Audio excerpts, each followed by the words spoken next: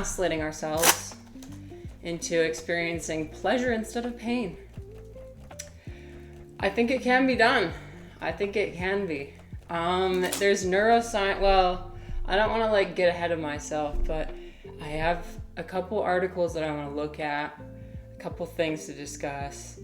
I think it's super interesting. Honestly, I haven't really even thought about it before, but it's possible that the brain, the pathways for pleasure and pain are similar, and perhaps even the same. So, can we gaslight ourselves into experiencing pleasure instead of pain? Yes, there's this one time as a kid, thank you for answering my question of the day. After some severe beating, I went to the bathroom while crying. I, for some reason, decided to smile in the mirror. Wow. Well, I'm sorry that you experienced that. But that's interesting. You know what that reminds me of is, I've said this before, but my anatomy teacher said that what he likes to do is stretch out the muscles in his face by making weird faces in the car, in the mirror. And if you smile, it releases certain endorphins that can increase those feelings of happiness. So sometimes I actually force myself to smile in situations too. When I'm stressed out, you'll just see me going like this. You'll see me going. I'll just force myself to smile, and it looks really weird, but it does help me a little bit. Try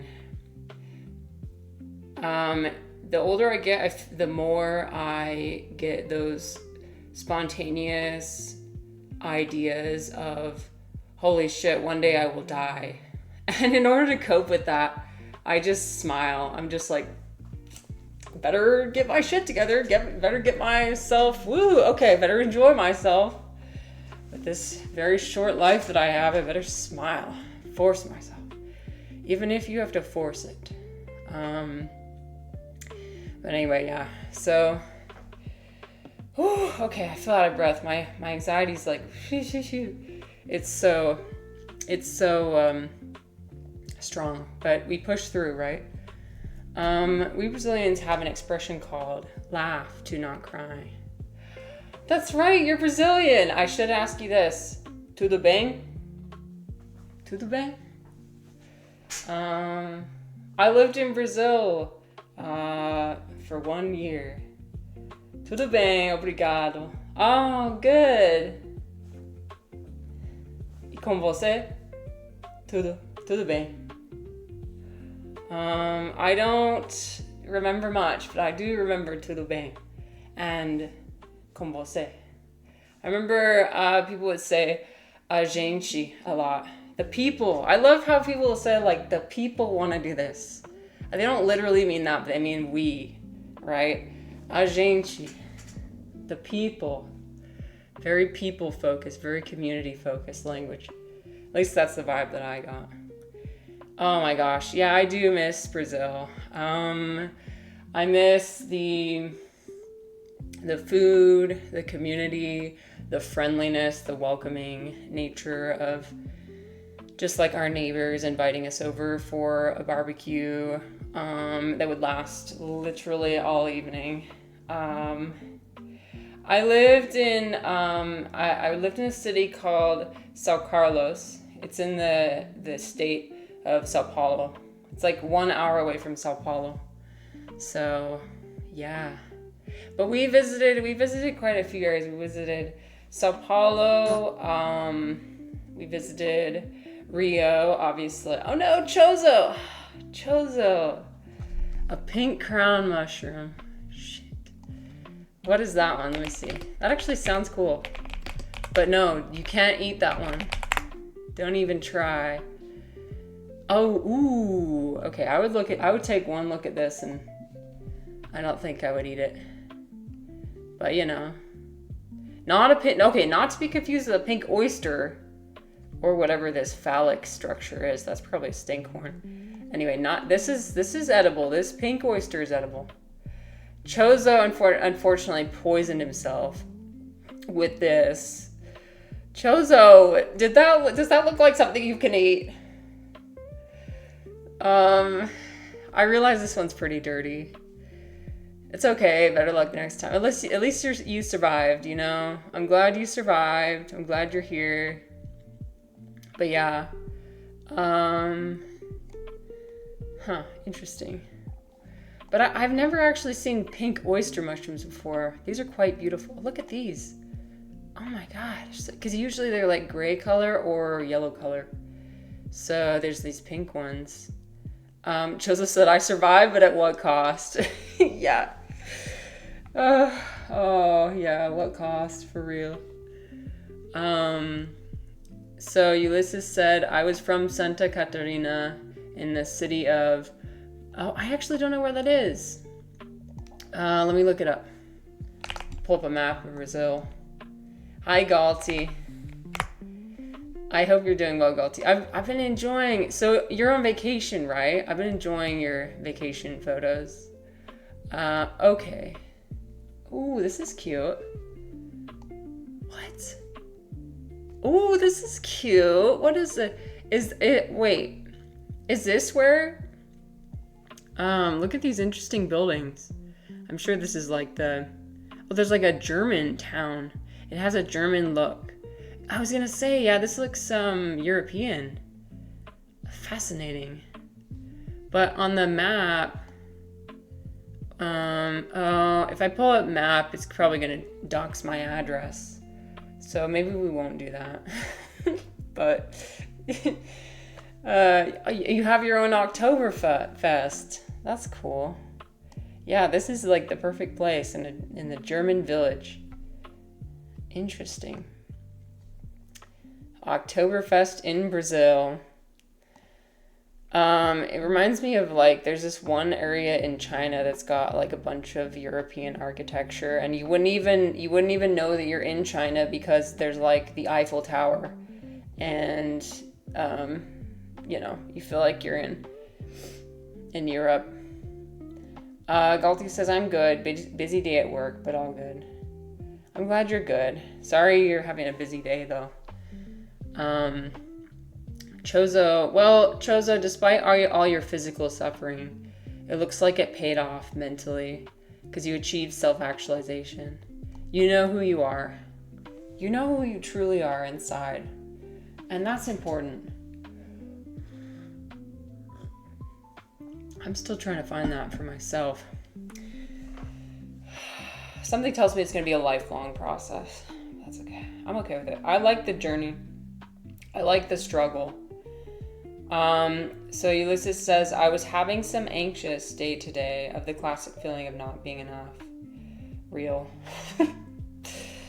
I don't mean to laugh, but like, wow, yeah, I know what that feels like. I'm sorry. You are enough. No matter what you tell yourself in your brain, you are enough. You're doing enough. It's very easy to feel like you're not doing enough. And it's very easy to like compare yourself to other people.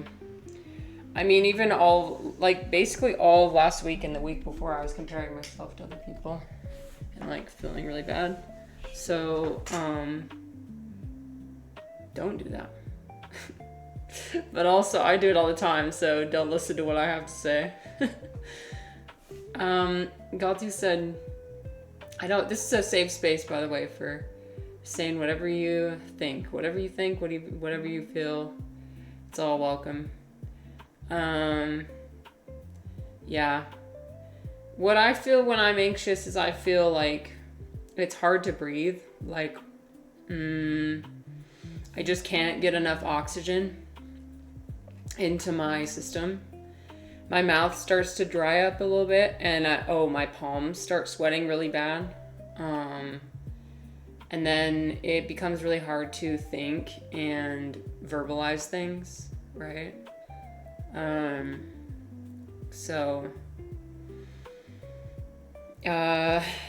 just really afraid of being the kind of person that spends too much time apologizing and not enough time trying to change.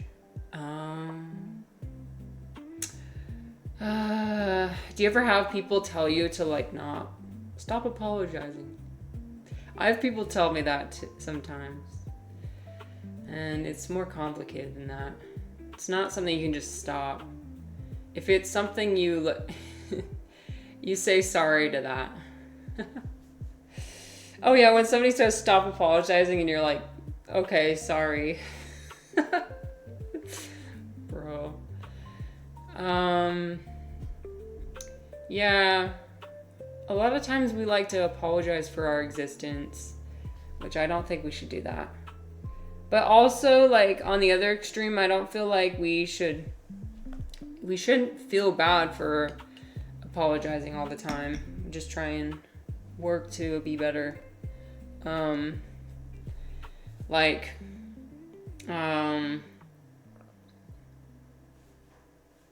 Yeah. Did my music turn off? Hello? Oh no, it's here. It's fine. It's all fine. Hi, Eclecte, welcome. Happy Pride Month. Yeah, happy June. I'm debating whether or not to go to the Pride Parade and Festival in my city. Well, actually, so my sibling wants to come, so I think we're gonna go. Because my sibling's non-binary and asexual, and so they find like it's cool to see them in a place where they can find community, especially here in Utah, where there's like a lot of places that are not safe for people of that community. So like here's the thing, like a ton of people criticize Utah Pride for being just all about the corporations, and that's basically what the whole parade is just like corporation after corporation after corporation, like showing the rainbow colors and being like, come buy our products. We are open-minded. We love the gays. Come here. Come and buy Patagonia or whatever. I shouldn't have mentioned a specific name. That name is just in my head because I noticed that that company is suing the drag queen Patagonia, which anyway, I that's all I have to say about that.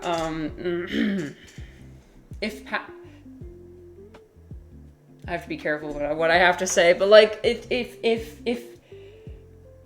they have the audacity to do something during Pride Month while they are actively suing a climate activist and drag queen, that would be really ironic and really silly. Corporations do silly stuff like that. Hi, Sam. Thank you. It's a dress, actually. It's a dress. But thank you. I'll curtsy. Oh, I'm learning how to do a milady. Oh my god, so hard. It's you. By the way, sorry, Galte, I missed your comment. I will address your comment in a second. First, I kind of want to show you guys how to do a milady. Okay. Yo, it is hard. Wait, hello? Oh, there it is. Okay. Watch this. I don't know if I'll be able to be in the frame, but it's fine. So basically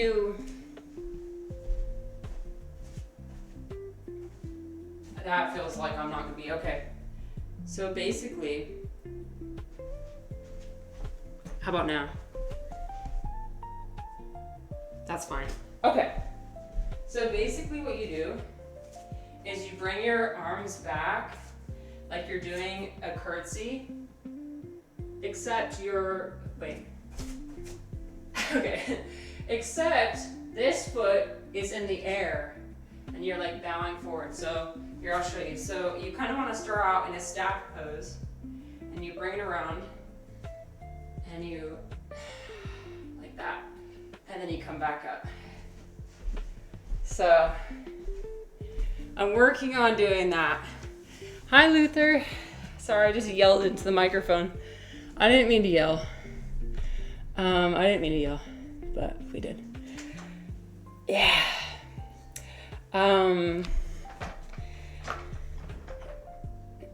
Let's see. It's going well. We're having a high anxiety day, but we're pushing through it. And today we're talking about pleasure and pain. And that's what we're doing, is pushing through the pain. There. So Galti said the answer to the question of the day. So we're bringing it back to the point of the stream. I don't think I've ever tricked my brain, but I'm very good at compartmentalizing. So I just forget all the bad stuff. Okay, that's one thing you can do. Compartmentalizing. You know, I never really understood what people meant by that, if I'm gonna be honest. Perhaps it's because I don't compartmentalize. Maybe I should. Maybe I should set aside certain areas in my brain for certain things. I don't know. But good. If it works for you, great. I hope it works for you. Hi, Larry. Hello. Pleasure and pain. Calm down leads. What? Lead Cenobite. I'm looking this up. Hellraiser. Come on, Hellraiser. What is hell? I've seen this guy with pins in his face before. This is scary and not at all what my parents would have allowed me to engage in, whatever type of media this is. I'm gonna be honest, I'm a little bit unsettled right now. What is this? Is this a band or is this a movie? Oh, it's a movie. Okay. I feel tense even just looking at it. Anyways, so, okay, maybe these people are very good at taking pleasure from pain. Okay, I get what you're saying. I'm not talking about it in a masochistic way. Are you talking about a masochistic type of thing? No, I'm not talking about that. I'm talking about something else. But yeah, thanks for sharing. So Ulysses said, I have some strategies to handle anxiety, but the problem is that when I'm anxious, there's a part of me saying I deserve to feel that and shouldn't change it.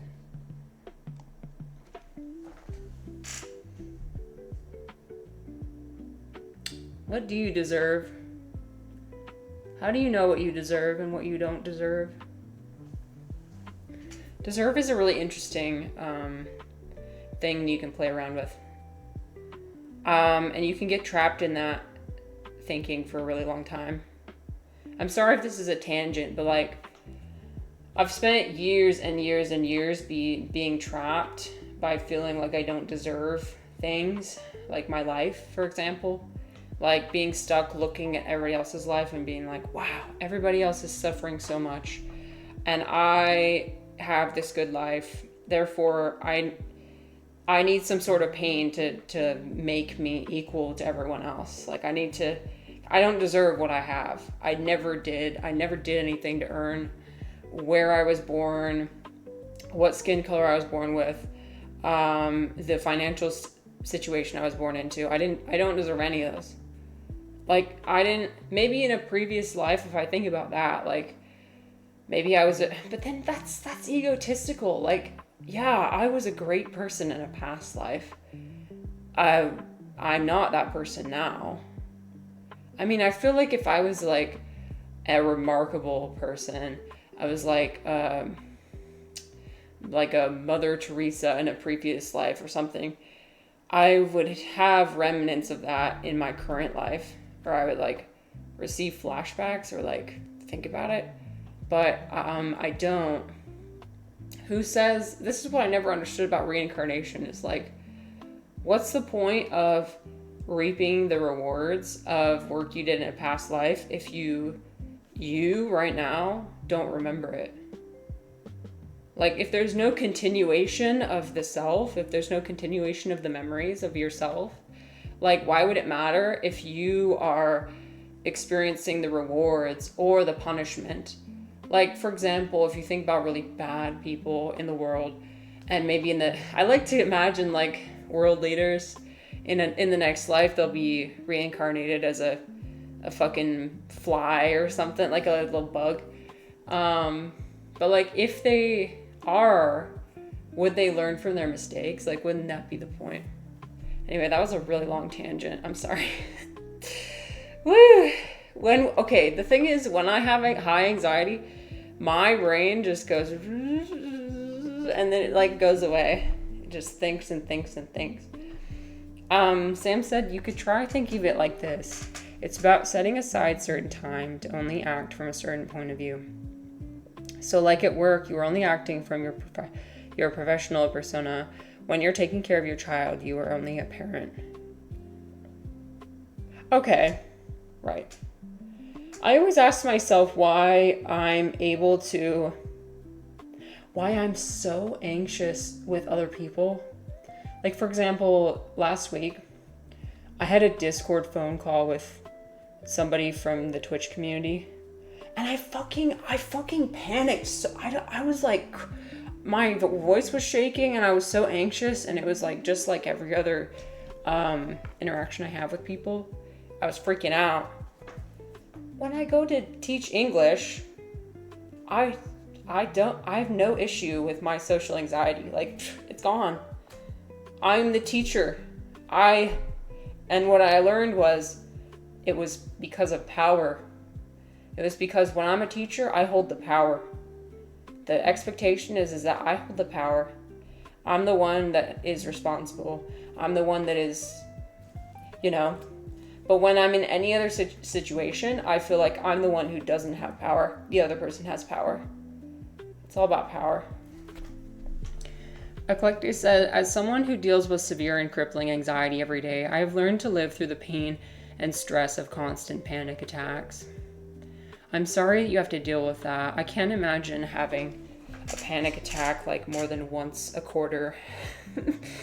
I want to say I've only had like 2 or 3 actual panic attacks in my life.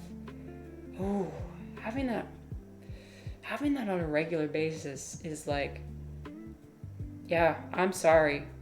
Because it was like, I genuinely thought I was dying, and that I went to the emergency room, and it was like a whole thing. Larry says, won't self-harm count as giving yourself pleasure during the painful moments? I don't know. I mean, I'm not someone who's ever done that before, so I don't know. I think different people have different motivations behind why they do that. Sometimes it's about attention, drawing attention to themselves. Sometimes it's about like feeling something. But this is all stuff I've heard. I don't know. I can't give my personal experience. But again, what I mean by the question is not a masochistic way. I'll explain what I mean in a minute. Luther says, these guys are Cenobites from the movie Hellraiser. Okay, the one I've still got it pulled up in my other monitor. They're interdimensional creatures who exist between the boundaries of pleasure and pain. Oh, interesting. That is funny. Well, thanks for bringing up a joke. I'm sorry it didn't land with me. The amount of times that jokes land is like 50% with me. So I appreciate you bringing the joke though. And it's completely relevant. I love people bringing relevant things. How dare you have a good life? I don't know. I can't comment on that. Ulysses says, it's tricky. My mind argues that what I'm feeling, there's a reason to it, and I try to change it. I'm kind of going against the nature of things. Oh yeah, like a, am I supposed to just ride this out? Am I supposed to let myself feel certain emotions?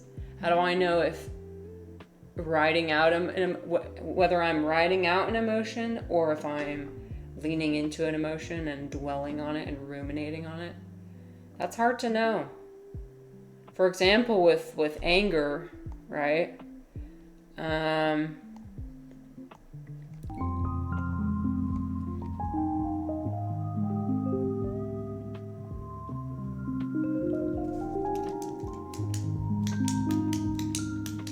Like, I've heard that well, I've read different research studies where it's like people who were allowed to smash things and let out their anger and like rage actually ended up feeling more anger after than the people who had to just sit and meditate. So that's an interesting thing about. But at the same time, you don't want to like suppress your emotions. You don't want to suppress the things you're feeling, because that can lead to like an outburst.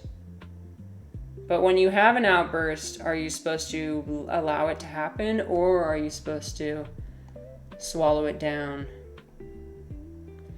Galti says, I use compartmentalizing for work so that I don't let sad patient cases affect me. Ah, yes. But I probably learned it from a neglectful childhood. Like, I feel most of that stuff has just been wiped from my brain. I never access it, and when I do, I don't have a lot of memories and not much feeling towards it, to be honest. I'm sorry you had to go through that. Yeah, the brain finds interesting ways to protect itself, right? And so whatever you need to do to feel mentally well and feel like be able to get through the day to day. If it works for you, then great. So Eclecte says, I struggle with this often. It really does feel like we're going against the nature of things, but our mind is so strong and convinces us of things that aren't true. Thank you. Wait, let's see. I just gotta... Oh, thank you, Danny. Again, you're so nice. Thank you. Another 10 bits. Thank you. Eclecte says, okay, let's see. Oh, Sam says, bugs are probably pretty happy. Yeah, I don't know. I mean, I don't know what they experience. It's hard to know, right? I wonder how the reincarnation process works, where I got that idea from. I encountered a lot of bugs yesterday when I was weeding my garden. I'm really scared of bugs, you guys. If I hear a fly flying right next to my ear, I kind of freak out. I dart my head away. No, please. I'm scared. And even though I wear gloves, if I pick something up and there's bugs underneath it, I kind of like lose it. Yeah, I'm still having a hard time accepting that we live with bugs. We coexist with bugs. There's so many bugs. I noticed that the lavender I harvested yesterday and left out to dry, it was crawling with bugs. Little tiny ones. Little tiny worm-like bugs. So I did end up soaking it in baking soda and water to try and kill the bugs. That's the thing.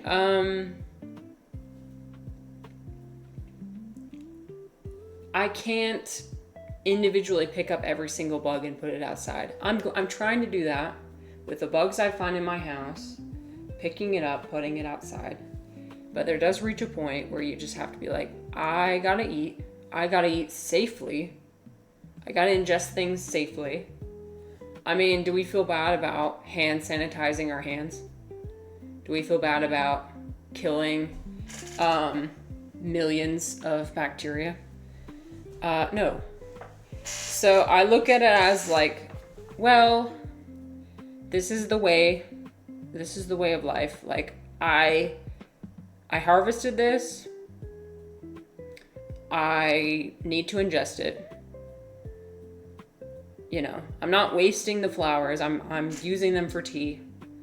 So, but also the bugs pose a slight danger to, I don't know, contaminating it.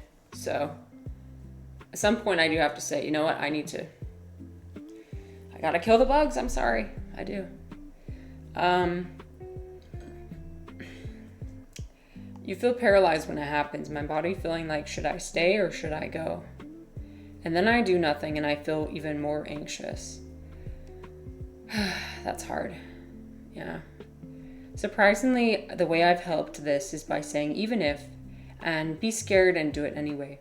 I'll just repeat these things over and over until I pull myself out of a paralyzed feeling. Sometimes it's hard when you have like a preconceived idea of like, oh, if I become anxious, I'll do this. Because when you're in the throes of the anxiety, sometimes nothing works and you just have to ride it out. I have a couple of panic attacks a day. At the start, I did go to the emergency room every other day for about a month. Wow. Eventually, I realized nobody could help me but myself, so I learned tricks to help me get through the panic attacks much easier. What tricks did you learn? I want to know. Yeah. But it was the same thing for me when I went to the ER. I mean, they didn't really know what was wrong. They looked at they looked at my heart first because they thought I was having a heart attack. I wasn't. I had low potassium, so they gave me some potassium. But besides that, they were like, yeah, we don't really know. I had to be the one to initiate and said, do you think I'm having a panic attack? And they said, that could be possible, but blah, blah, blah, blah, blah, blah, blah. They had no idea. They don't know. So yeah, you know yourself best in that situation. But like in the situation where they've already done all the tests, there's no, like they don't know what it is, then it's probably, let's see. Ulysses says, I just try to move my body or give it a bit of shock to jumpstart it.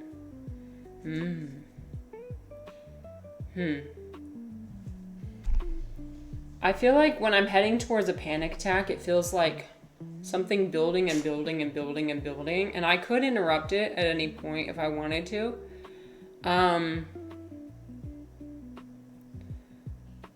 But, well, the time I went to the ER, I actually couldn't interrupt. No matter how much I tried to breathe, I tried to like do a diaphragmatic breath and I tried to like calm myself down. I simply could not. It was only like when the doctors told me that they didn't find anything wrong that I was like, okay, I'm not dying.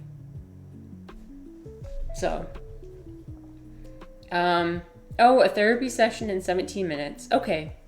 Yeah, of course. Please make time to go to see your therapist.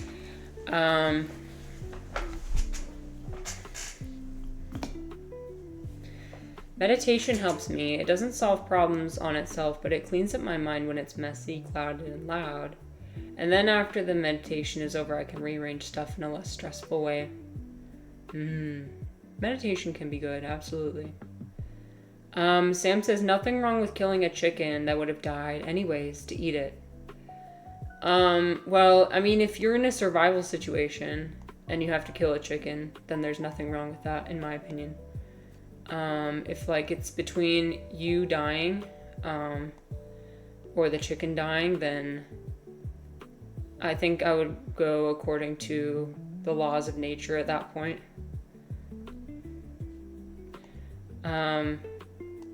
But the problem is that in modern society, we have so much wasteful killing. We have so much killing for pleasure. When there's so much other food available, that's the problem. In a survival situation, when there's literally no other food available, then that's, according to the laws of nature, you need to survive. You need to eat or be eaten.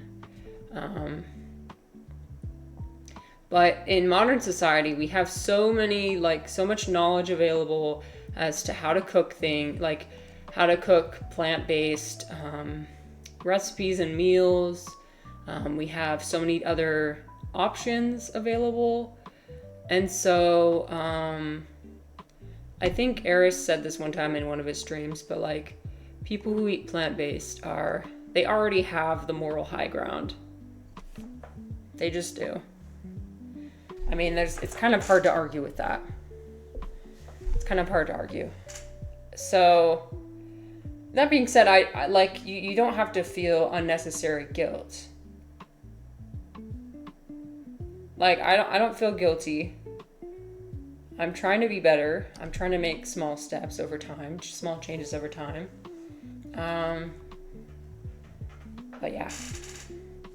Luther said there's a quote that goes like, the creator, if he exists, has an inordinate fondness for beetles. Why? Because there's so many beetles. Dude, and maybe Ulysses knows this, but like, dude, when I lived in Brazil, there was like a period of 1 month in the summer, but there were so many beetles. We call it like just the beetle week, where it's like all these beetles are all over the place, and they all come out at night, and you look out at the road, and there's just beetles everywhere. And you wake up in the morning, you see all these smushed beetles all over the road. Oh my God. And they can fly too. Beetle season.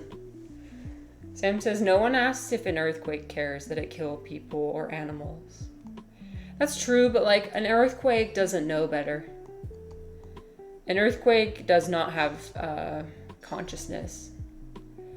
No one asks if the sun cares if it creates. That's because an earthquake doesn't have the capacity to care.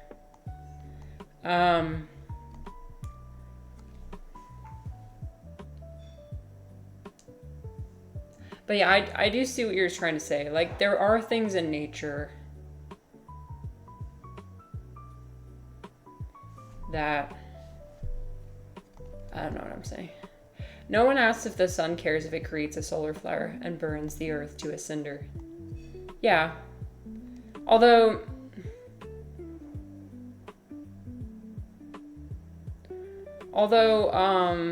I think you might be thinking on too large of a scale. When you look on a scale large enough, then it's easy to justify anything.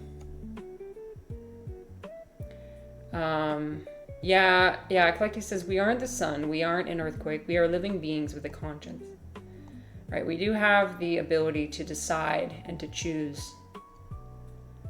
Sam says, don't a lot of people think the earth and the sun actually do have a conscience? Have consciousness? Potentially. I mean, I don't think that, but... like, okay, so if you think about things in terms of like Hinduism, so Hinduism, they believe everything is one consciousness, one life force that breathes through things. That being said, every individual being or thing has different capacities for consciousness. So I don't know how to explain it beyond that. Anyway, we as humans have a lot more consciousness than a bug or a bird, or because we have more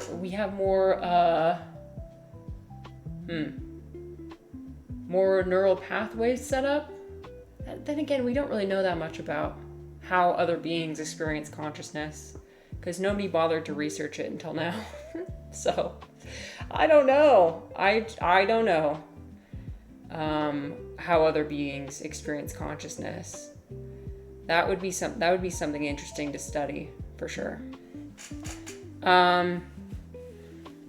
Ulysses says, can't stop by the red hot chili peppers, but never starts. That kind of represents your anxiety. Okay, yeah, I'll check it out later. I'll write it down. Thank you.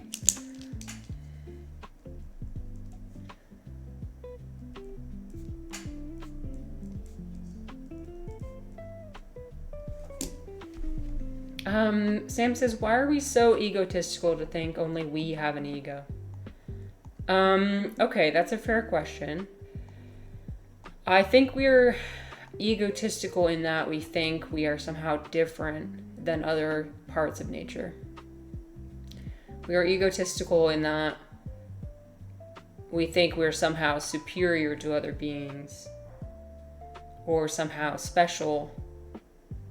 And I don't think that's true. I would say that it's likely all ego either way, because we can't really do anything without our ego.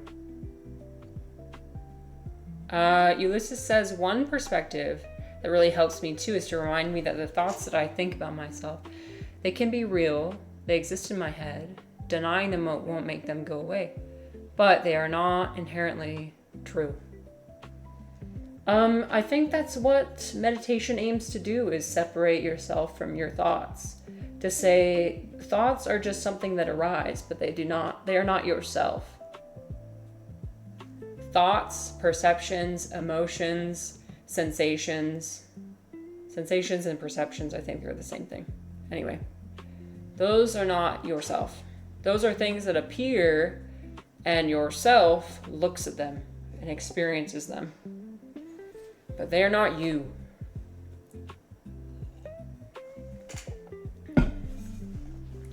Luther says it's by an entomologist. Apparently 25% of all known organisms are beetles. What? Wow, that's interesting. 25% of all known organisms. That's a lot. Ulysses says that's probably in the Sao Paulo region. Yeah, okay, so it's only in the Sao Paulo region. Okay, so good thing you don't have to experience the bug week. The week of just endless bugs. Sam says, I still think it's only our ego that says our version of caring is the only type of caring consciousness there could be. I think a ton of people who believe killing unnecessarily is wrong think the earth and the sun are conscious in some other way. Sam, you may enjoy, there's this YouTube series I've been watching. It's called The Good Family. Since you're a contrarian, you may enjoy this. Here, let me show you mine. I've been watching The Good Family.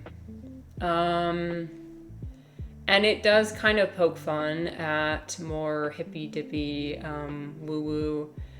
Basically, the story is about a family they live with the motto, the mantra. Oh, thank you so much for stopping by, Ulysses. It was so nice to meet you and see you here. Thank you.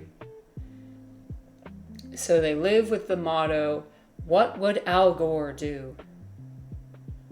Al Gore, the previous presidential candidate. And this was made, I think, in the 2000s. And so it kind of like follows a family who is trying really, really hard to be environmentally conscious, socially conscious, all of that. But also in some ways to their detriment and in a very egotistical way. Okay, have a good meeting. I don't know, I kind of do, I kind of like it and I kind of don't like it at the same time.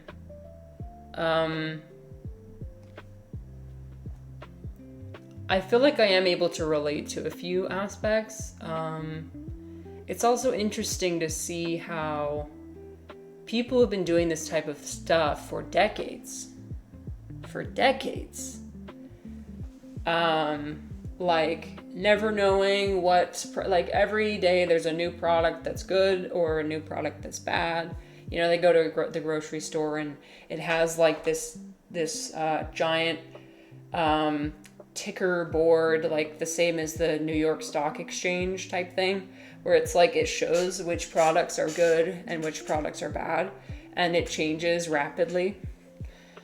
It's kind of like, I thought that was kind of interesting. I'm personally of the opinion that too much of anything can be bad. And that is what this shows, is like, sometimes they end up doing things that are not environmentally conscious and not socially conscious because they're so concerned about what everybody else thinks about them, and so concerned in keeping up with other families and being the most environmentally, the best people ever, the best family ever. We're doing everything right. It's like perfectionism, which, yeah, has some consequences. So, yeah, it's been interesting. I liked it so far. So, Sam is just being edgy. Yeah, he likes to be edgy. Flecty says, Earth and nature has its function. Humans use ego to function. Killing a bug because it was on a plan is ego. But a tsunami starting because a huge earthquake hit is just function.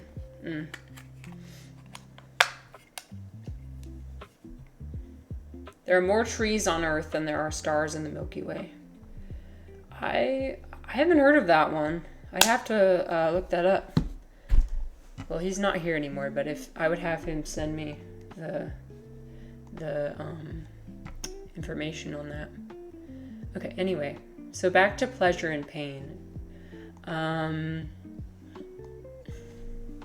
Okay, let me pull up my article. Here's the article. Researchers just discovered that the brain processes we can do this.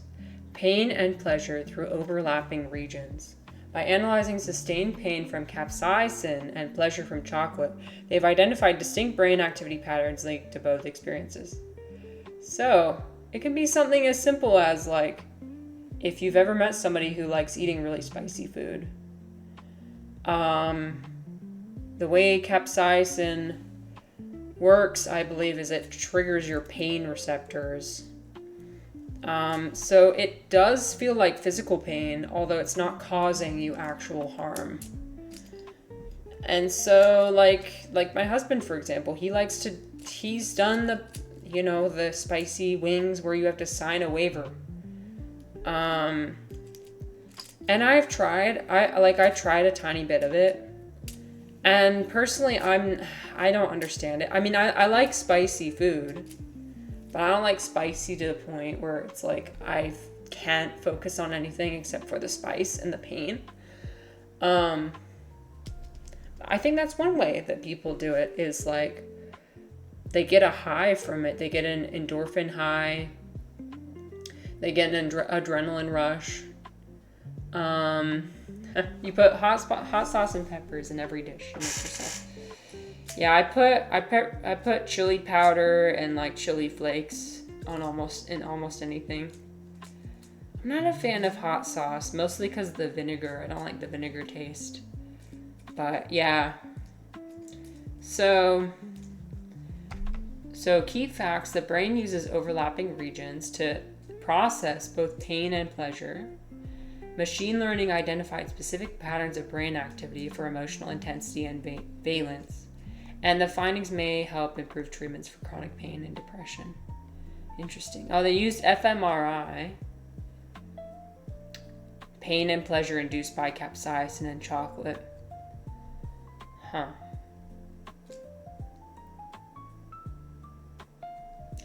So this is the first time they've been studying humans, the differences. Signing a waiver for spicy is too much. I agree. I think I yapped about this already, but like last week I was cutting some serrano peppers, which aren't really that spicy. I mean, they can be a little bit spicy, but when it gets on your skin and then it mixes with the oils in your skin and it like gets to a point where it's like deep in your skin. Like I was doing a session of hot yoga, and it was so my hand, it felt like it was just on fire. It was burning. And it gets to a point where, because it's so deep in your skin, you can't wash it out. You could try like putting oil on your skin and rubbing it out, but you have to really rub. But anyway, like it was so painful I couldn't focus. I do not like that. But yeah, my husband likes he likes eating this stuff where it's like he'll start sweating, he'll start getting like the shakes almost. Anyway, what started this whole thing is I'm doing research on giving birth because I don't know why. I'm not even pregnant yet. I don't know. I just was looking on YouTube at different birthing videos. I'm trying to do some research to decide like what kind of birth do I want? What kind of hospital do I want to give birth? Do I even want to go to a hospital, or do I want to do it at home? I'm kind of narrowing in on I think I want to give birth in the hospital. I feel like there's far too many complications that can happen if you're at home. Like it's not worth the risk for me. I want to be there where the doctors are just in case. You know, like women used to die during childbirth. So, and no like biological changes have happened since then. I mean, there's been changes in technology, but the biological functioning of a woman has not changed. But like, I think I'm gonna lean towards having a natural birth, so no epidural. I like things that are less invasive. I like to experience the, like, ever since going off my birth control pills, I like experiencing the whole thing, the whole cycle of everything. And so if you have, and this is in no way like, whatever you want to do personally, that's fine. I have read that an epidural does interfere with, you know, the body's natural release of hormones. So it can affect that. So if you don't have it, you'll be more likely to have like the natural cycle of oxytocin. I mean, when they give you an epidural, they induce your birth. They give you oxytocin manually. But from what I know from everything, like taking supplements manually, like taking things, and it doesn't absorb as well as if your body produces it naturally. Again, like if you'd rather do this other thing, that's fine. It's just what I want personally. Nerd. Yeah, I'm a nerd. Eclectic will be doing a lotus birth in a birth center with a doula. Oh yeah, a doula is like a birthing coach kind of, right? They help get to know you on a much more intimate level. It's much less medical. It's more the other side, like the relationship side. Eclectic says, I'm not a fan of Pitocin, so I will not be doing an epidural. I've heard that Pitocin can make your contractions much more intense. And that's what they use to induce labor. I've heard it can make them much more intense, much more painful. Sometimes they do administer it too to help deliver the placenta afterwards. Which, if they do that, I don't know, maybe. But I'm leaning towards like, not epidural. I might do nitrous oxide, which is laughing gas. Nitrous oxide, what I was reading about is that, you know, it doesn't go to the baby. It's something you can control. It's something you can, and this is only if I really need it. I don't know what I'll need. I have no idea what it's going to feel like. Obviously, it's going to be the worst pain I've ever felt in my entire life. And I've not felt much pain in my life. Physical pain. But I like that where it's like, because I have no idea what to even expect, I want something to be there where it's like, it could be there. I can use it if I want to, but I don't have to. Eclectic says, I also don't want a catheter, and most times when you get an epidural, you'll need a catheter put in because you can't pee normally. Yeah, and you need assistance to like go to the bathroom. You need assistance to walk around. Like your ability to walk is very hindered. I want my independence. DCI said it's not like being kicked in the nuts though, is it? I don't know what that feels like. I'm not sure. I don't think so. I think because we have different muscles, like we fundamentally have different muscles. It's something about like what a woman feels during her period, except way more intense. No, it's okay. No, I mean that's a standard. I'm sure a bunch of people have considered that. For all my men out there, would you ever try a period pain simulator? It was a while ago, but I was watching a male streamer. He was a VTuber and he had a period pain simulator, testing it out. Yeah. I've heard that it's someone like that, but I've also heard that it's nothing like that, and it's way more intense. So, Collective says, I'm sure many men have considered that their pain is worse than giving birth. Luther would try it. You would try it? Yeah, that could be interesting to see. A type of pain that you've never experienced before. It would like stimulate the muscles in your abdomen, like a really, really intense abdominal cramp. You just finished writing a Wikipedia article. It took much longer than expected. Oh, that's cool. Wait, can anyone write a Wikipedia article, or only a select few people? That's cool though. You're part of helping create Wikipedia. It's kind of iconic. How does one get to write a Wikipedia article? 100%, it's a unique experience. Yeah. There's so much, you guys, there's so much to learn. There's so much to do. Anyone can, you just have to reference stuff. Oh, okay. I wonder what I'd write a Wikipedia article about. I wonder if people have ever written Wikipedia articles about themselves. Well, that's ego right there. Yep. So I was watching the labor videos. Dude. Okay. So, like, I'm watching these videos of women giving birth, unmedicated, natural. And it's so interesting to see them in the before section, because they're all, like, happy and bubbly and, like, I'm going to tell you about my birth experience. It was so magical. And they're, like, holding their baby, and they're, like, glowing, and they're, like, yeah. And then it cuts over to, like, this woman who's, like, groaning and moaning and screaming in pain. And, like, she has no makeup on. She's, like, on all fours, like, rocking back and forth. It's not funny, but it is eye-opening for sure. If you've never seen what women have to go through. Damn. Women are remarkable. They are truly, truly remarkable and strong.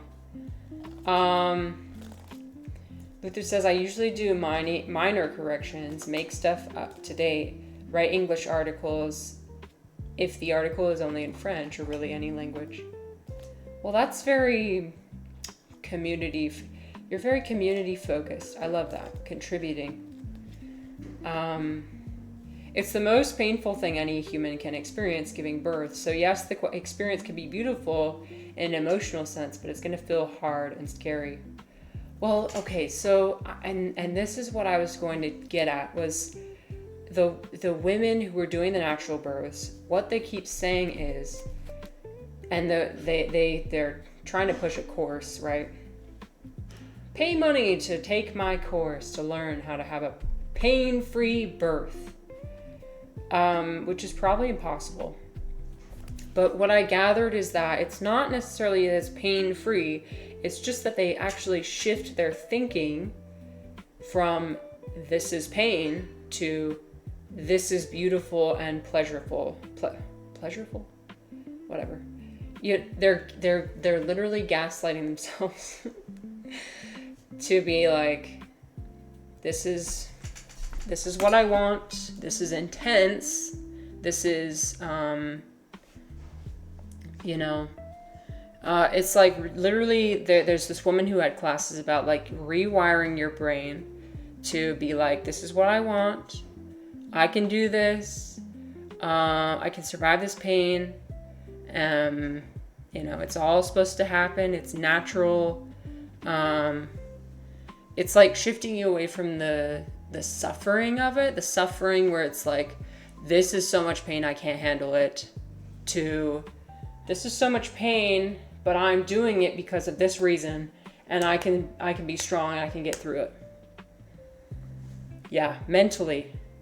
Yes. Yeah, avoiding fear. That's what you're trying to avoid. You're trying to avoid the feeling of, oh my God, I can't do this. And you're panicking and you're like, oh, I need the epidural. I need this. Because actually, like, if you get to a certain stage of dilation in hospitals, like, they won't give you an epidural.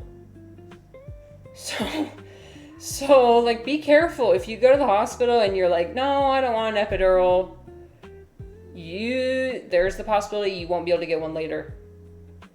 And so what you don't want is to reach the point where it's unbearable, meaning you psychologically can't tolerate it. And there's no option, there's no escape. You're gonna have physical pain, but what you don't want is mental pain. You don't want mental pain along with the physical pain. Luther says human babies should just fall out onto the floor like calves in a barn. Well, and DCI, I'll address that in a second. Well, a lot of the natural birth videos are talking about, like, we need to be able to do deep squats. I could do a deep squat. But she, like, the one woman I was watching, she was, like, doing deep squats all the time. And, like, when she was laboring, she was doing the deep squat, you know, just, like, rocking back and forth, squatting.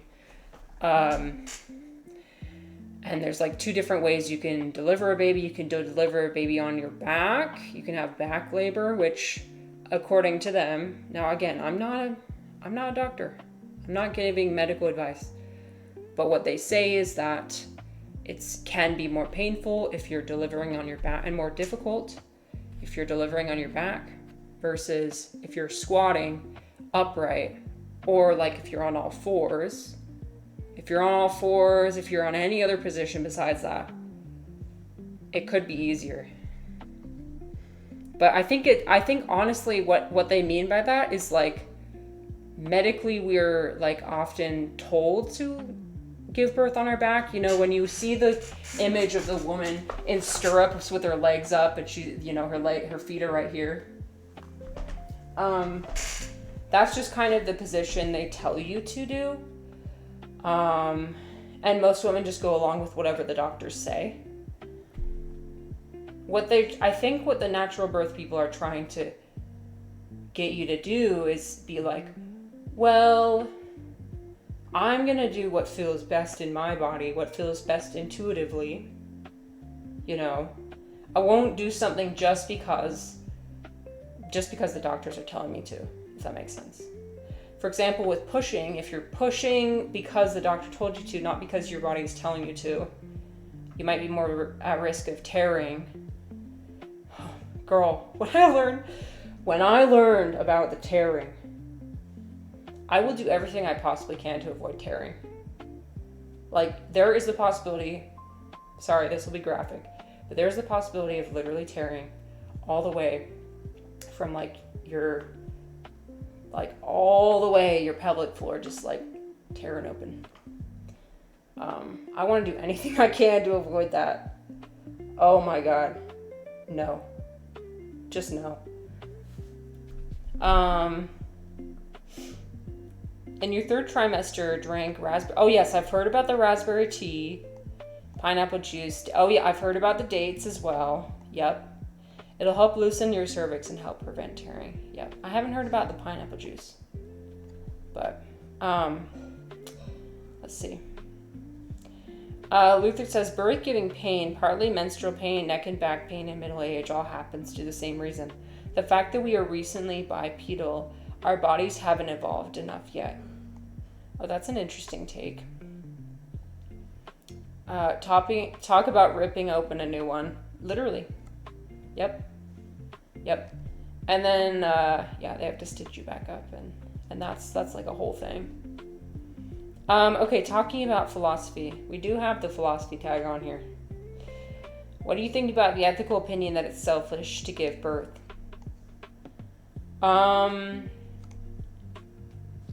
Making a cloaca. Oh God. No.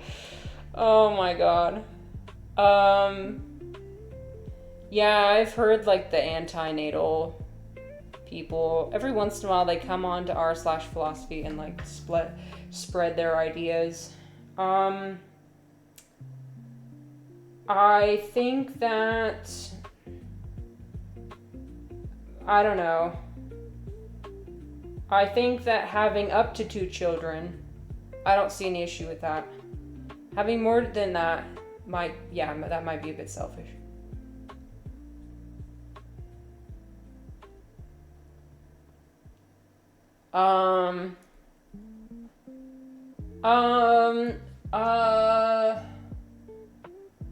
Selfish. I don't like that word. Everything we do is selfish. Every time we communicate, every time we interface with other people, it's selfish. I guess what I would say is if you have more than 2 children, it might be less, what's the word? Considerate. I think it might be less considerate. The way my biology professor put it, he's like, having 2 kids, you're just replacing what was already there. Having more than that is adding. Spell said, Spell, thank you for coming in and sharing your opinion. I love hearing other people's opinions. Antinatalism sounds like the most idiotic, satanic thing you could say. It's just evil. What makes you say that? That it's evil? I can see, I think, I agree. I don't like antinatalism because it's meddling in things like that are people's personal choice. And like, how do you know that adding children to this world doesn't make it a better place? How do you know that like having a child won't make the world better? That's what I'm trying to ultimately do when I have a child, is make the child better than I am. Like, I'm trying to raise a child who's level-headed, who wants to contribute to their community, wants to make the world a better place. You know.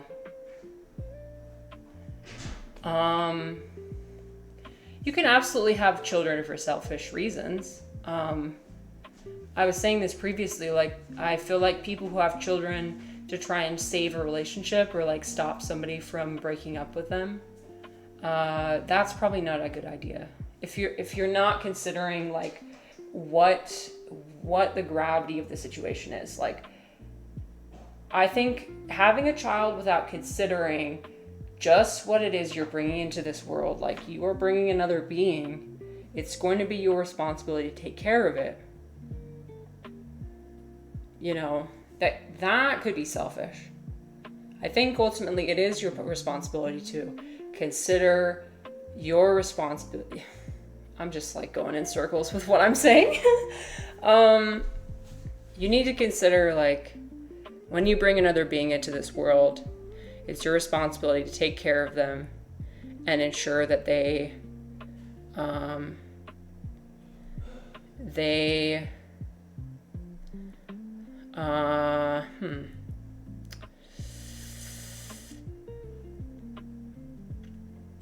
I don't know what else I don't know. Have kids, but be conscientious about it. Yes, that's what I was saying, basically. Have kids, but be conscientious about it.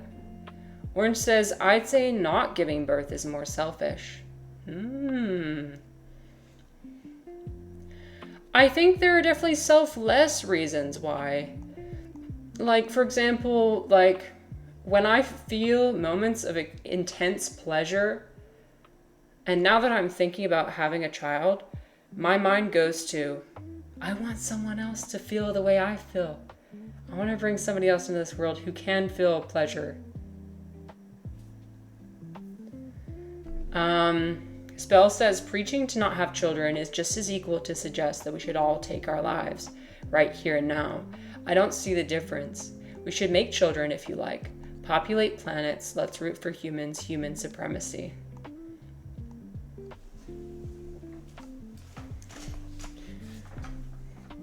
Okay. I don't agree with human supremacy. I don't think humans are supreme to any other being, but I do agree with we shouldn't have all or nothing thinking. I do agree with that. Luther says, I'm not a fan. Some practitioners are in it for the edge, but I definitely think it's not satanic. Yeah. Okay, sorry guys, there's going to be an ad that comes soon. So during the ads, let's take a little break. I'm going to get some more tea, and yeah, we'll be back. We'll continue this very interesting conversation. I love hearing all different perspectives. Okay.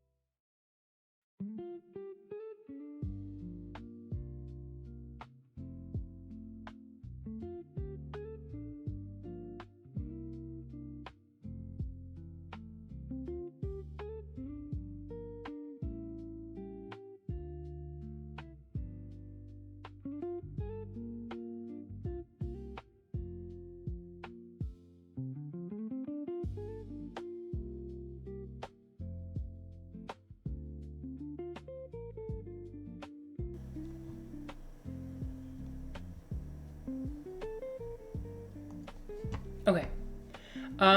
There's 40 seconds left, so we'll just wait for 40 seconds.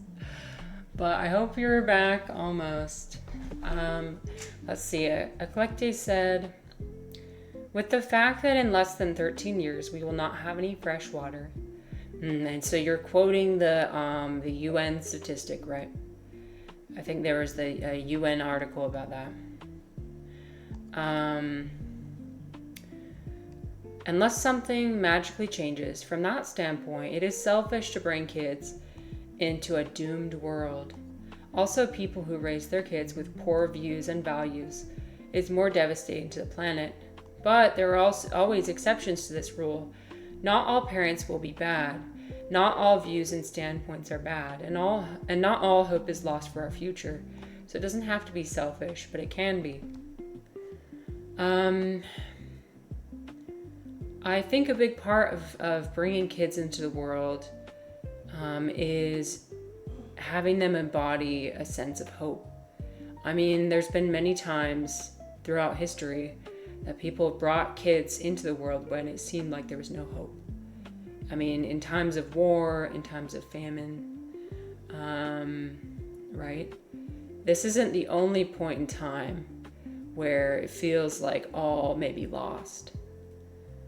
And I do agree, I do understand what you said earlier about like how these environmental issues, like bringing a child into the world, knowing or believing that they're going to be coming towards a doomed world, and only having that in mind,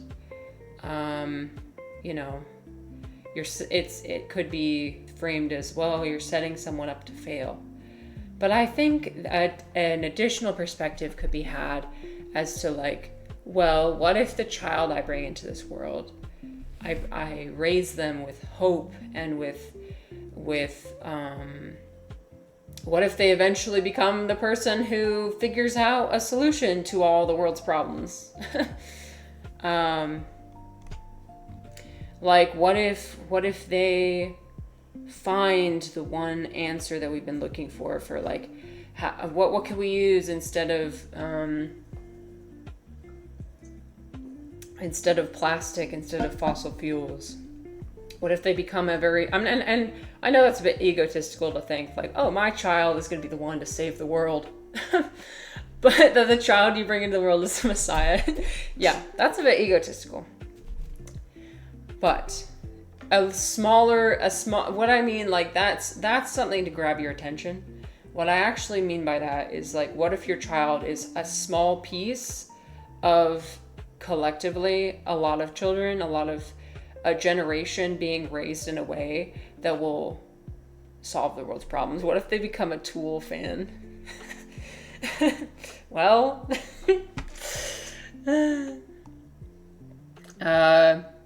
DCR said, just by the way, I think you. Oh, thank you. That's really nice. Luther says, you seem to be rather harsh on yourself, though. Then again, so do I.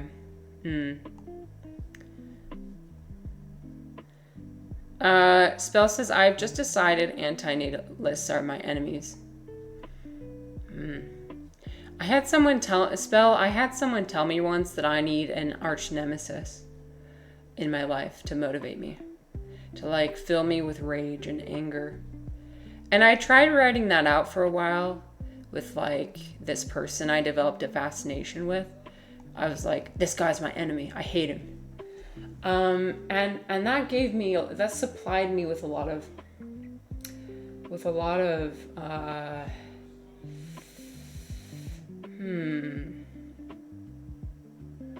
I think it did supply me with some motivation. It did supply me with a lot of drama as well. A lot of just like going back and forth in periods of like, I want him to like me. I want to dominate him. I want to, what did I say? What was the word I used? I was like, I want to destroy him. Yeah. I don't think it really helped me learn. Well, getting to know my enemy, I feel like did help me understand more the parts of myself that I don't like. Like, what are those parts of myself that I try and suppress? Because he was like the embodiment of everything in myself I was trying to suppress. You could think of him as like my shadow self. I want to dominate him. Everything with him was a power play. I'm going to be writing a poem about this. It's going to happen. Yeah. I would like come home after times I would meet him where it's like, I would just be so enraged. Just so like, I can't believe this person acts this way.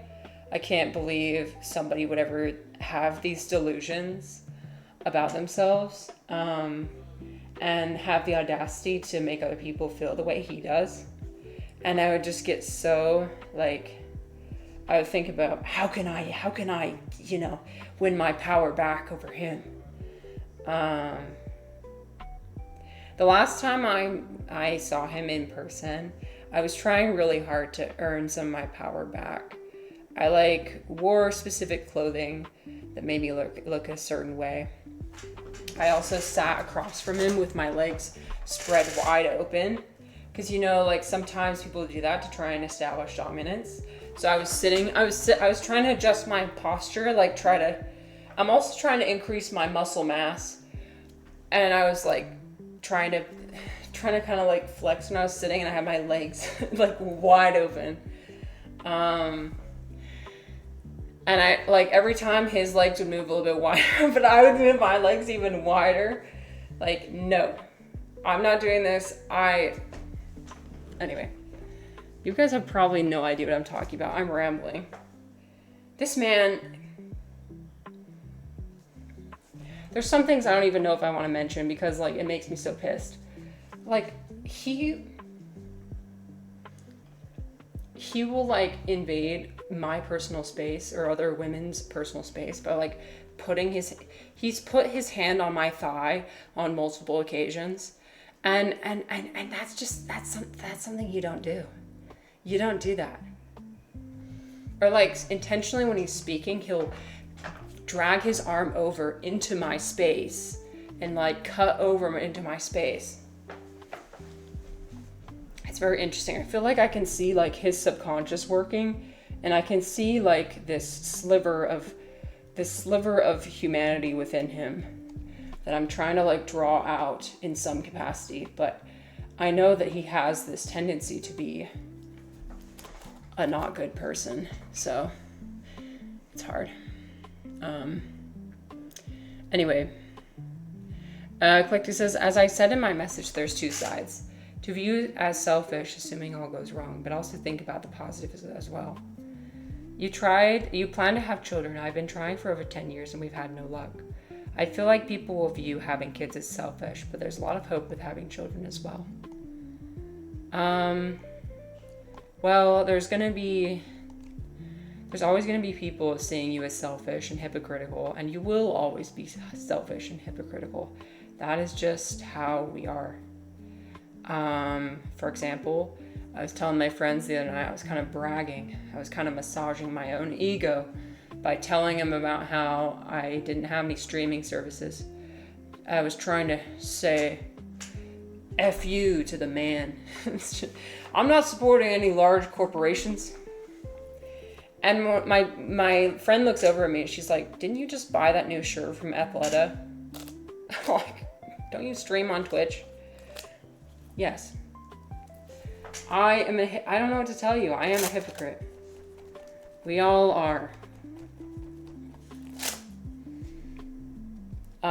Spell says it could be motivation, but it's usually not worth it, especially if it's not fighting actual life-threatening things. Yes. You can get distracted in your own personal drama. I found that I do that a lot.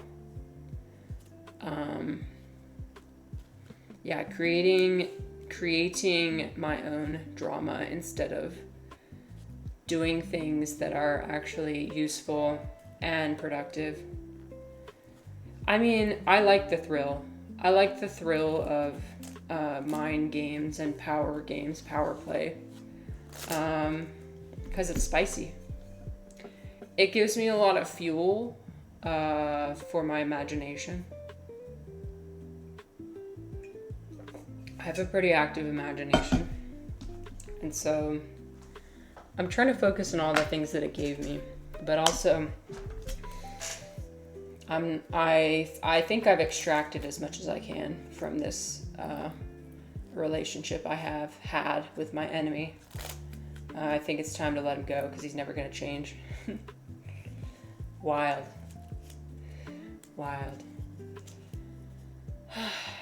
Yeah. All we can try and do is be better people, but we're not perfect. We're not perfect. If anybody ever tells you that they have all the answers, they're lying. Or they're just delusional. Actually, it's probably more likely that they're just delusional.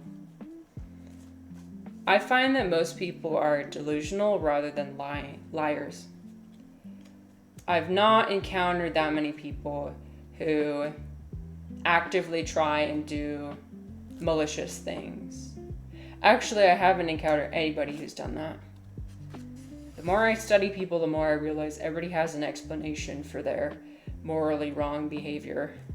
An explanation that makes it okay, that somehow justifies it to themselves in their mind.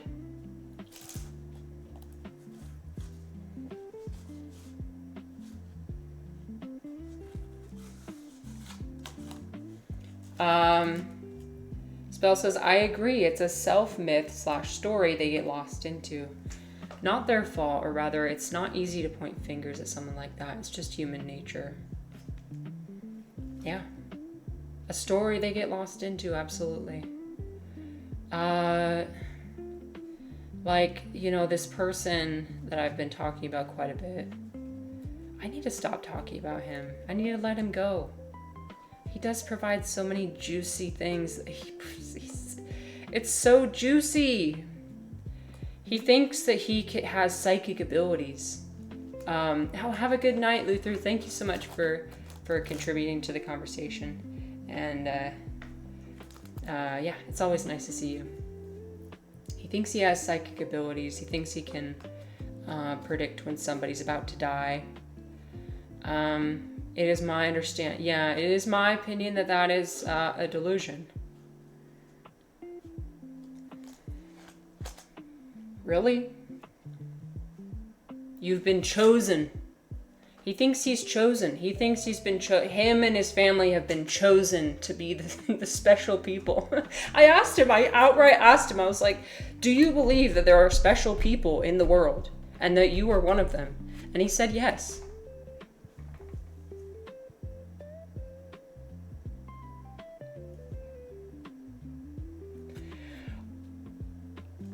I have no words. I have no words. I can predict when he's about to die. Oh shit. Luther, no. Don't succumb to the seduction of your ego. Narcissism, usually.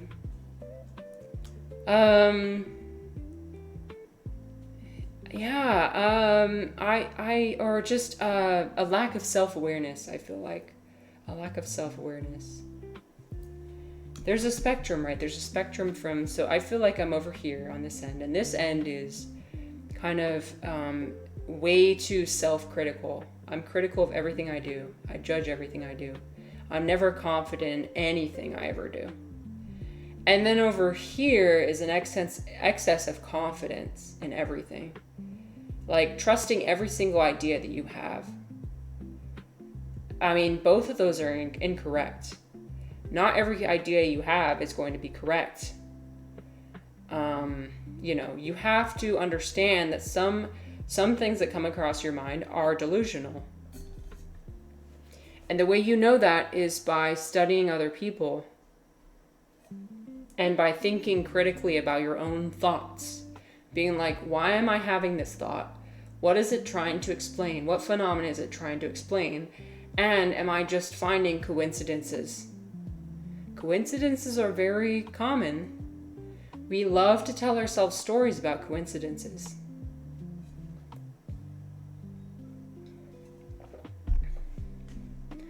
But the thing is, it's just a story. Typically. I'm not saying like you can't believe in anything metaphysical, anything spiritual with it. You can definitely. But when it gets to the point where you're bragging to everybody else, like he's outwardly going to and talking and telling everyone else that he has this special gift.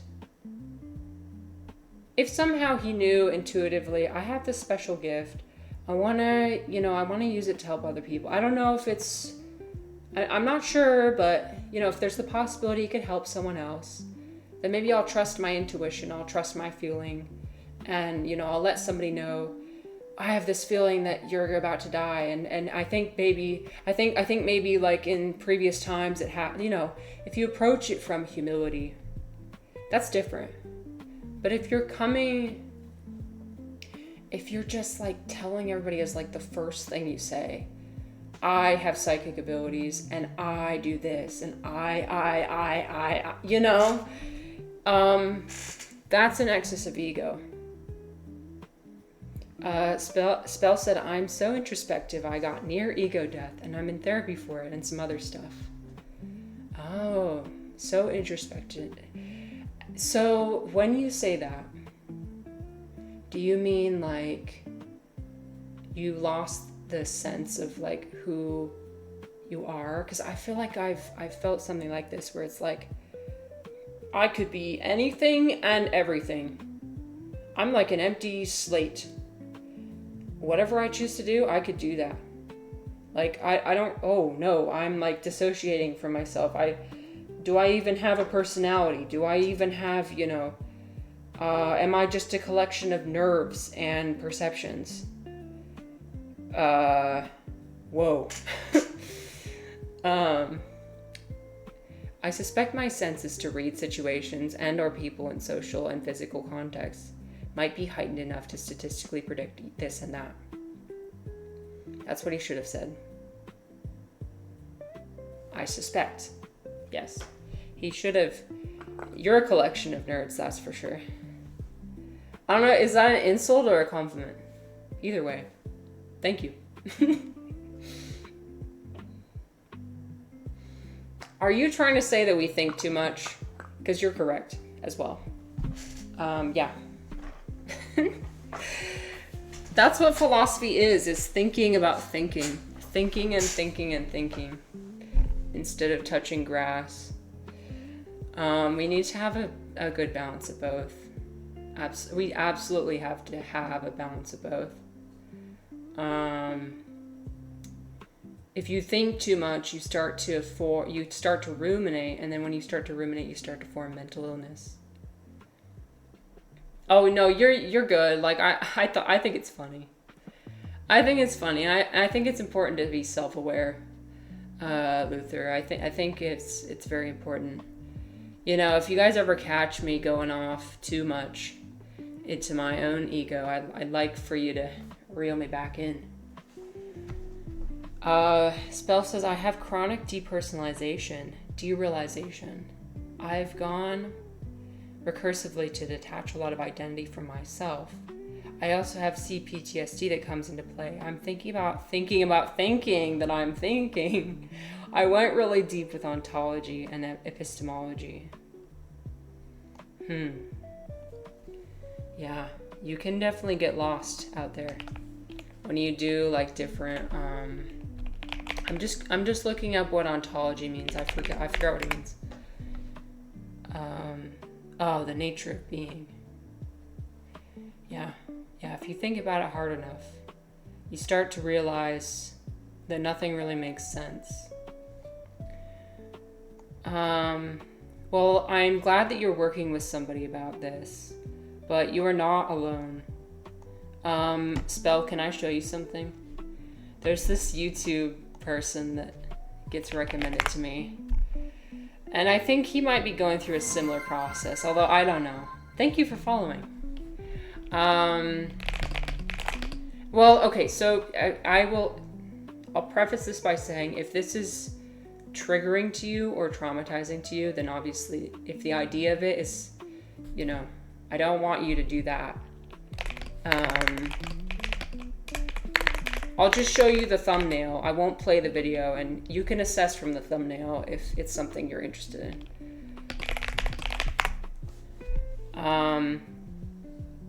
I've been recommended this YouTube channel of this person. We've done some explorations. I fear he may be going through the same thing that you are kind of going through. I don't know him personally. But we watched the video. He talks about how to have an instant ego death right now. He talks about like analyzing your thoughts and who's the thinker of the thoughts and who's this. Actually, I'd recommend don't watch this video. Don't watch it. But the reason why I bring it up is because he's like making all these videos of like how to instantly destroy every thought at the source, how I learned to stop thinking, what ego death feels like. And he comes off very, very intensely. And yes, okay. Yeah, so don't watch it. But the reason why I bring it up is because you need to be careful about doing these explorations, because you can get to a place where it's where you just get lost. You've done a similar thing listening to the pre-narration thought being transferred to narrator layer. Actually physically and psychologically dangerous.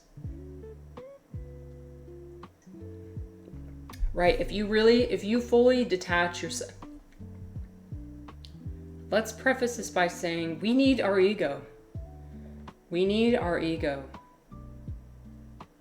That's something that nobody told me when I was trying to go on my spiritual journey. I was also trying to look for ego death. I was like, yeah, ego death, I want it. You know, I want to experience it. I want to...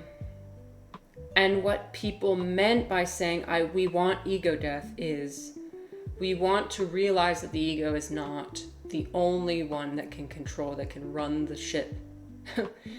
We can have moments where the ego takes a back seat and we can experience what it's like to have a diminished ego, but we do not want to have no ego continuously. That's a problem.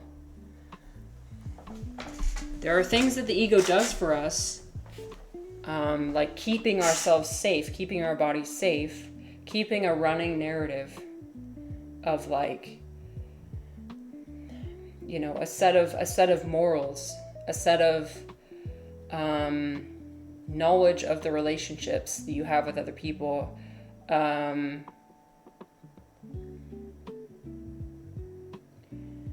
Hi, Creative One, what's up?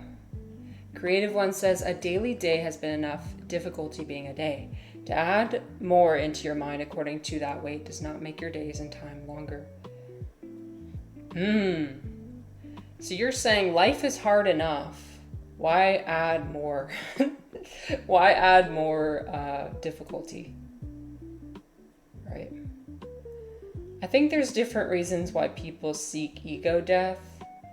For me, the story I told myself was that my ego is the cause of my mental illness. Therefore, if I get rid of my ego, I will get rid of my mental illness. That's the story I told myself. It was all or nothing thinking. It was like, if I get rid of this, I won't have these ruminations. I won't have this anxiety. I won't have this depression. I'll just be free. I'll be free. Finally. And, you know, like I experimented with different substances. And yes, I like the new color, the pink. It suits you. You used to be yellow. I experimented with different substances. Alcohol numbs the ego. Oh, you changed back. Well, I like both of them. Alcohol numbs everything, including the ego. And so when I felt that, I was like, holy shit, I could be the best. I always have this delusion where it's like alcohol causes me to be the best version of myself. Because my anxiety is just gone. It's gone. I don't have any of these like thinking twice about every interaction. I don't have this like fear of saying things. I don't have this like constantly before I ever say anything, this like regret of like when the words come out of my mouth, I'm regretting every single thing I'm saying. That's all gone. So I experimented with that for a bit. Then I leaned way into that, way too into it. And I was like, well, this is a bit too dangerous for my physical well-being. So we rolled it way back. And then I was like, okay, spirituality. What if I experiment with psychedelics? What if I experiment with mushrooms? And I leaned into that and was like, okay, show me God, show me the ego death. I want to disappear into millions of post-it notes like Michael Pollan. He described, or like, I want to be like Paul Stamets, who just dissolves into the universe. I want to be like that. That didn't happen. But what it did show me was that the ego is not as important as I thought it was, but that I also do need it for things. I need it, but I don't need it as much as I've been using it.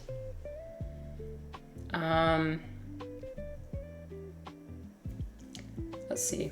Spell says you can never have full. You are enclosed in the system you're testing. You are enclosed in the system you're testing. It was extreme curiosity for me. Curious. What's gonna happen? So now you're experiencing the negative aspects. I'm sorry.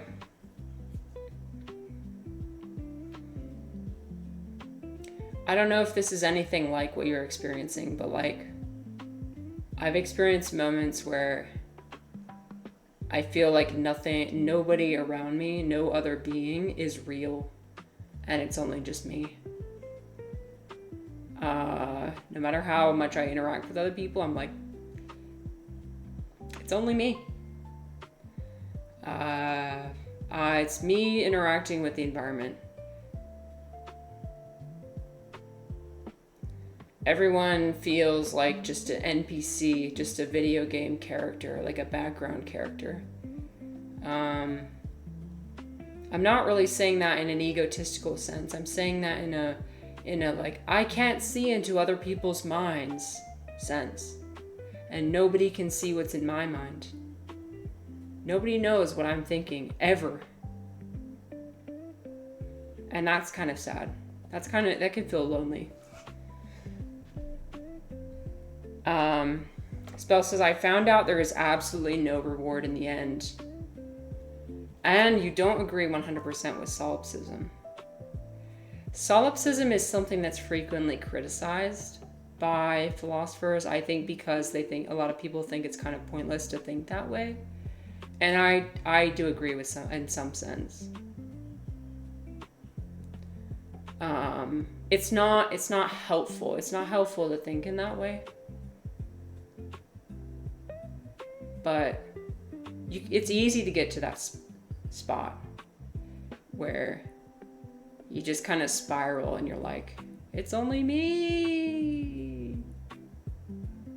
But then you go outside and you like go into the forest and you feel the forest hugging you.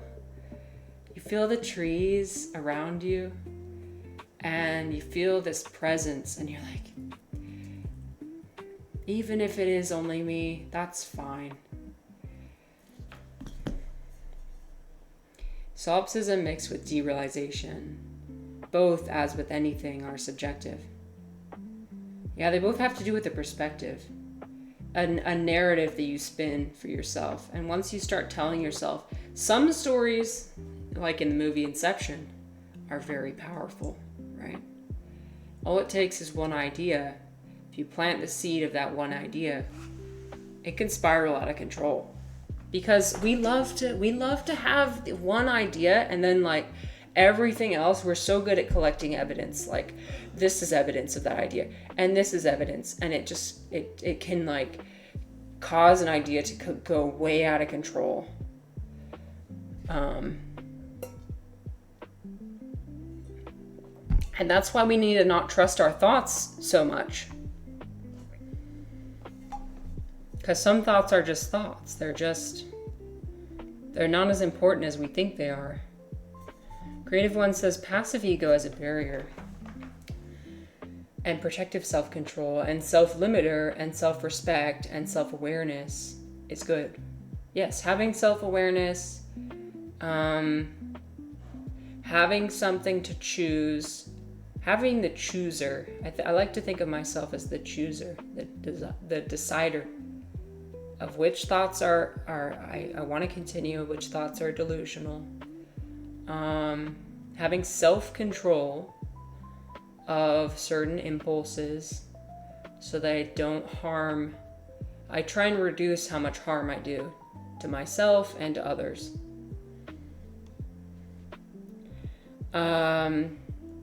Creative One says, on my aspect, I can see how much others think. It's not NPC behavior when you're looking up. People that have inner voices, and it's not every person that has an inner voice. Inner voices, that's interesting. Yeah. If you think about things in terms of like the psychology of like, some people have inner voices. I never really understood that, to be honest. Some people have inner voices, some don't. For me, I don't have any inner voices. I don't have any sort of sound come in. I don't have any sort of color come in. You know, like aphasia. I have aphasia, so... or no, not aphasia, aphantasia. Yeah. This one. We've discussed this before on this channel. And some members of the community have number 1, which is crazy. That still blows my mind. Every time I think about it, this blows my mind that some people can visualize this. I'm over here. You guys are seeing stuff? What? You guys are seeing things? Spell says, if you see through the mechanisms of social hierarchies and acts, it gets very tiring. To be in a party, see the primates dancing to pulsating vibrations of air, conceived as music, in our commonly shared DNA monkey reptilian brain. Do I move my leg to the right now? Do I repeat this move in the past 10 seconds? Oh no, I've made eye contact. Real. Oh my God. When I'm talking to someone else and I'm hyper analyzing, okay, I haven't made eye contact with them in the past 30 seconds. I better make eye contact. But not too strong so that I don't, look like that guy in the YouTube video. No offense to him, but whoa, intense. If you like stare into somebody's eyes for too long, that's really intense and not really, And it's like, have I asked them enough questions about themselves? And have they, you just go on this spiral. I know. Yep. When you're in the middle, you're sitting in a party and you're looking at everybody and they're dancing. You're like, does anybody want to talk about the fact that one day we will die? I've mentioned that before. It's something that frequently comes into my mind.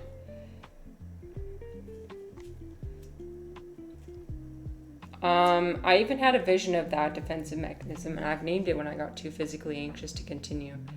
Existential dread was physical to me.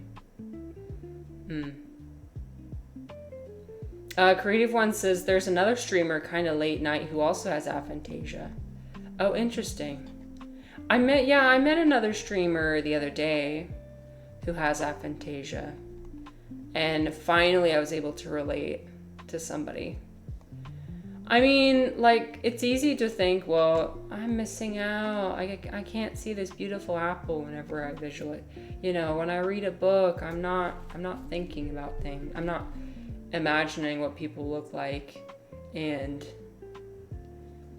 some people over here might think, wow, it must suck to be this. I don't think it really affects your life in a meaningful way. Because I don't know what I'm missing, actually.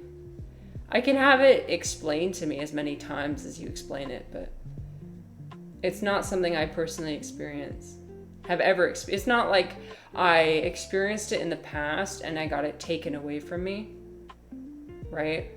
That would be bad if I previously was able to do it and now I can't.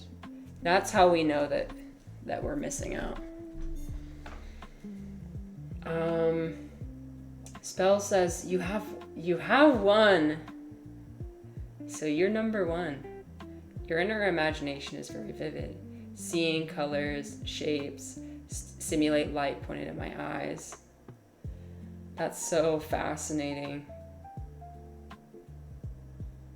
It's interesting to know that people can have such a rich inner world such as that, though, and there's not significant differences between the ways we experience reality, if that makes sense.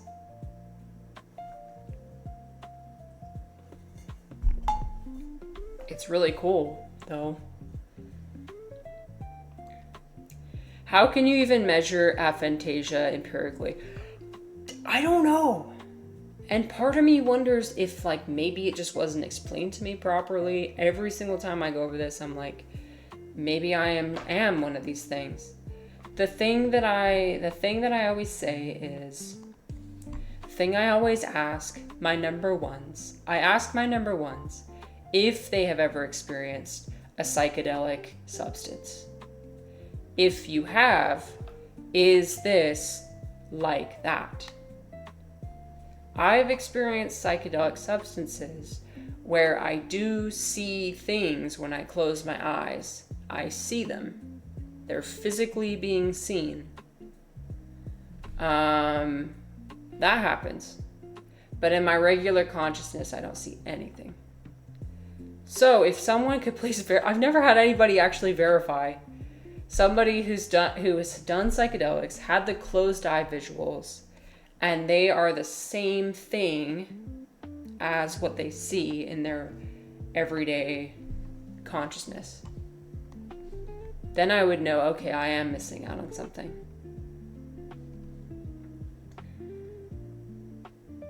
Closed eye visuals are definitely very interesting. And those are like when the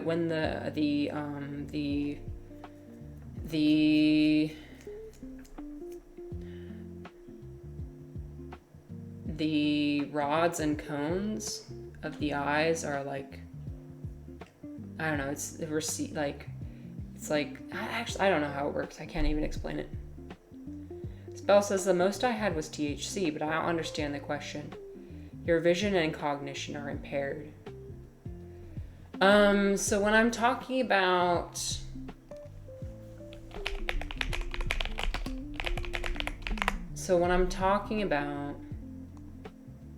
let me find a good image. There's the video I like to pull up, the 7 stages of a psychedelic trip. 7 levels of psychedelic experience. I played this. Oops, sorry. I turned the volume off. Okay, this is whoa. Don't look at that. Don't look at that. Okay. Let's see. We're gonna look at level. We're like mild. Sorry, I'm giving a bit of. Okay. So this person just closed their eyes. So imagine you just closed your eyes. You closed your eyes. This is what you see in front of you. Physically, you're seeing this. So like your eyes are open and you're seeing kind of distorted colors or whatnot. But then you close your eyes and you do see colors. Is this what people without aphantasia? I'm not saying you see kaleidoscopic visuals. I'm just saying like you're seeing something physically in your mind. And that's why I feel like nobody's able to give me a clear answer. So yeah, you're right. It's really, really difficult to empirically measure. This person, Josie Kins, she's trying to empirically measure actually the psychedelic experience, which I think is very interesting. Spell says, I've never experienced this. Closing your eyes will cause your light receptors to act up and you will see colors changing in spectrum. The brain tries to fill in desperately.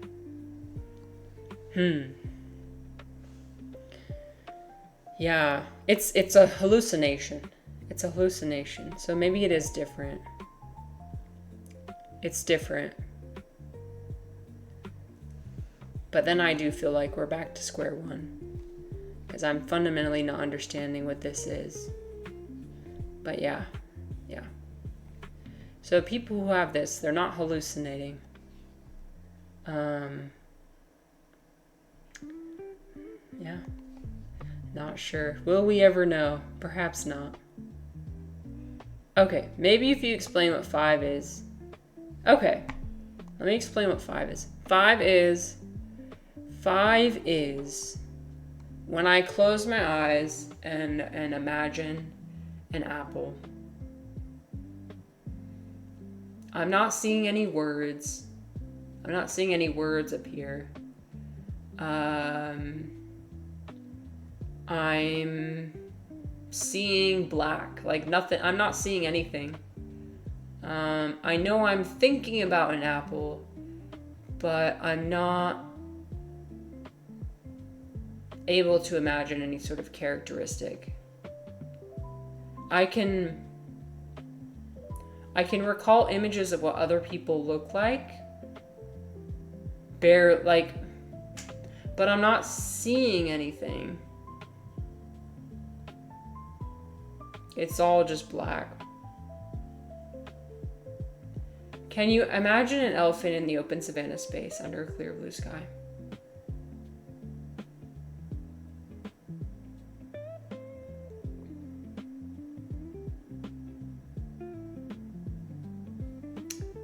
It takes a lot of mental straining.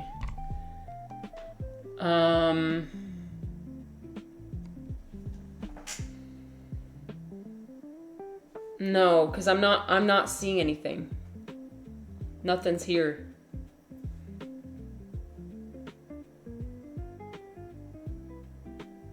It's like when I'm imagining it, I forgot what an elephant looks like. No, it doesn't have, there's no shape, there's no color. I could recall what I know about elephants, like the facts I know. Like, oh, an elephant's gray. An elephant is wrinkly. It has a nose that's really long. It has really large ears. But that's it.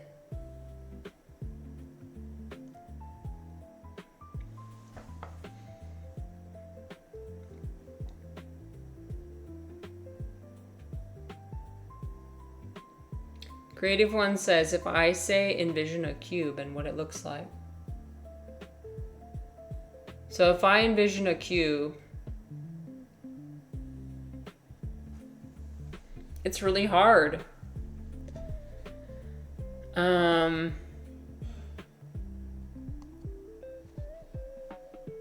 Yeah, I feel like it requires a lot of mental energy that I throw into something. And I think maybe my brain just determines that it's not useful to what, if that makes sense. But yeah, so I think it must be much more entertaining for people who have this to be able to like read books, or daydream, or, you know. Can you imagine presence, weight, the gravity of mass? No shapes or colors. Can you imagine being near something bigger than you?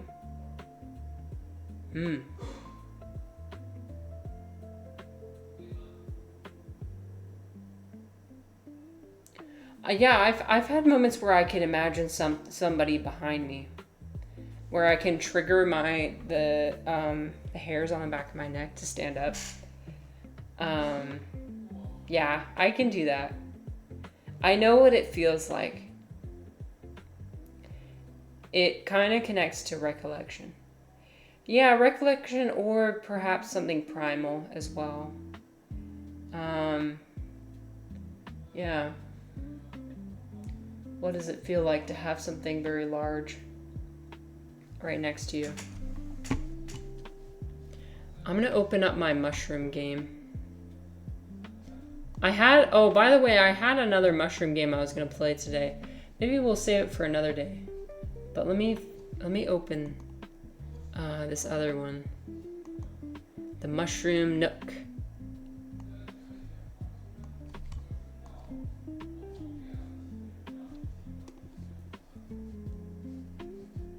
It's opening. Okay, hold on. I've got two sources of music playing at the same time. Oh, I can't open it on my other side. Oh, for frick's sake. Okay, we're gonna shift our overlay.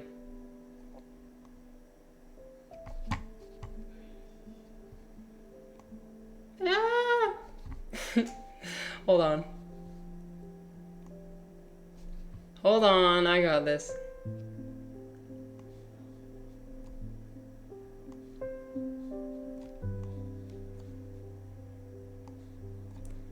I use this overlay for like 2 different types of streams, so we gotta adjust.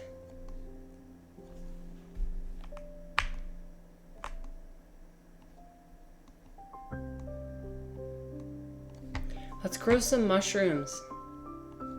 You see them? They're at the bottom. I'll change the background so it looks like we... There we go. It's at nighttime. But you see all these little tiny mushrooms in the bottom. You can just harvest. There's some that glow in the dark too, which I think is adorable. But yeah, they're all dropping their spores. You can zoom in. And they jiggle back and forth. Spell says, I think blind people from birth have this, as they cannot tell what colors or shapes really are. Yeah. Yeah, no matter how much you explain to a blind person what a color is, they will not understand because they have not had the subjective experience. This is what, I've heard conversations about qualia. Some philosophers think that it's relevant. Some people think it's irrelevant. I've heard all perspectives.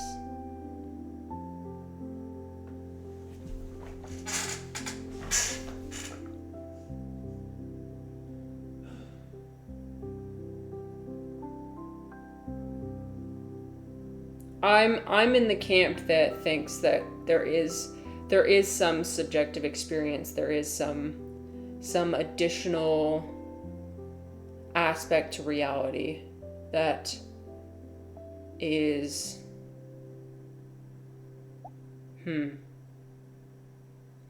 beyond our physical capabilities.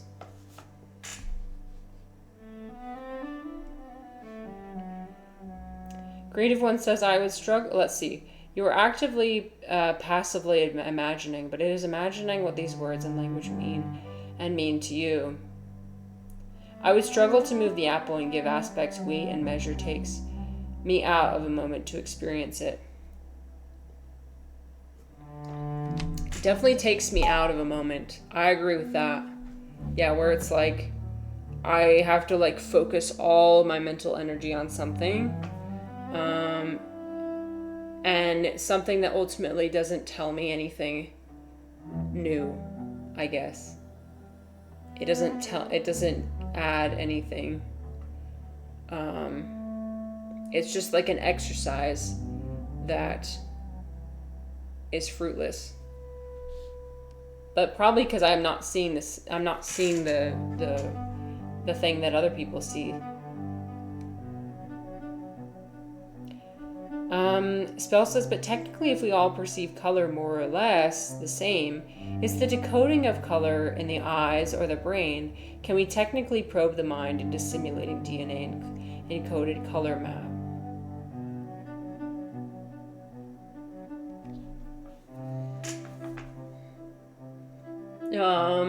Well, my use of psychedelics tells me that it's probably in the brain, but I might be like misinterpreting that. Because, like, how does one hallucinate color without the physical color being shown to you? Is it like a memory? Are you regenerating a memory you have? But how do you have the active experience of like, there's red being shown to me in my brain right now?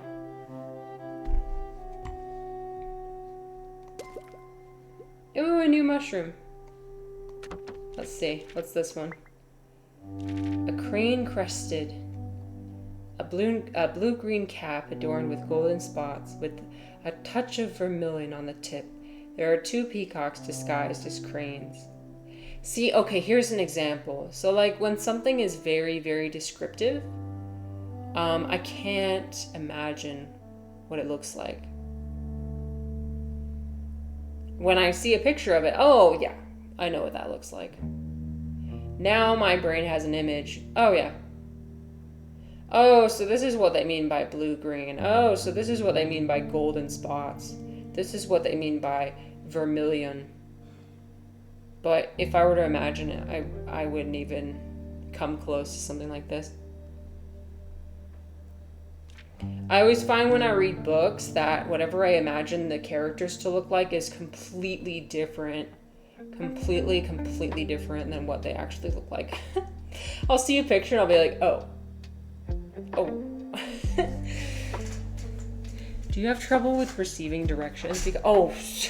Yes. Someone tells me that it's at the east entrance. Girl, what does that mean? What do you mean by that? I have no sense of direction, spatial memory, none.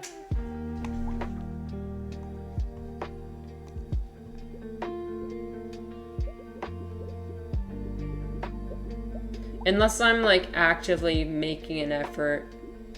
There are some examples where it's like, okay, I've driven to somebody's house multiple times. I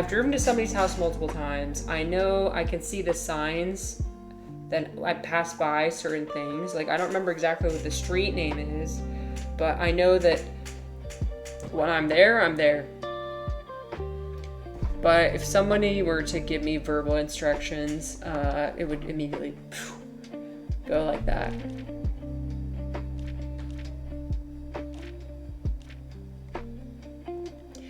Spell says, when I'm told, hi Reclusy, what's up? When I'm told something is east or west, I imagine zooming out as if I were on Google Earth and try to have a mental map of it. Zooming out. That's interesting. A mental map. Do you have the kind of mental map where I've heard that some people, in order to remember things, they will like imagine a room and put the things in a room in different locations? Like even for remembering names or facts or something. Like some people are that good at visualizing that it makes them have like a really, really, really good memory because they're placing their memory in different mental locations. Reclusi said, regarding the pin question, yes, I don't think myself into pleasure when I'm in pain, but sometimes when I'm really stressed, I think about the fact that I can see. I just look around, not to look at anything, but I just acknowledge the fact that I can see. Very euphoric for me in the moment. It lasts a few seconds, but yeah. Yeah, something to ground you. Something to bring you back and be like, okay, I'm alive. I have not, maybe once in my life I've experienced a time where I was actively dying, but most of the time I'm not actively dying. Like the pain that I experience, it's not life-threatening. So Reclusi, and to put it into context, I was watching birth videos, women giving birth, natural birth, so like no medications, no pain medications. And they were talking about how you need to mentally shift your view of pain during childbirth into pleasure. Sometimes even orgasmic pleasure. And I just thought that was so interesting. I never thought about that before. But like when I think about like capsaicin and spicy things, we're talking about spicy things. Plenty of people purposely eat really, really spicy things, even though it hurts, but they enjoy it. They enjoy the pain, because it gives them something else. It gives them like adrenaline, or dopamine. So, okay, there's gonna be an ad in about 10 seconds. Once the ad starts, I'm gonna go get more tea, and also pee, because I've been drinking a lot of tea. But yeah, thanks for the conversation. Loving it. Loving the conversation. Hopefully my mushrooms will survive me going away for just a couple minutes.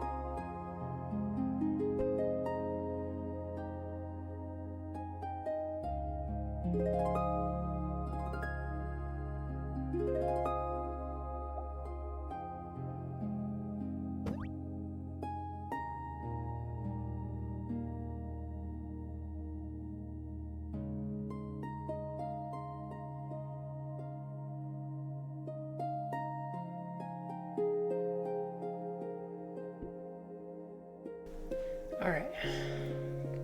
Almost back, hopefully. Almost back.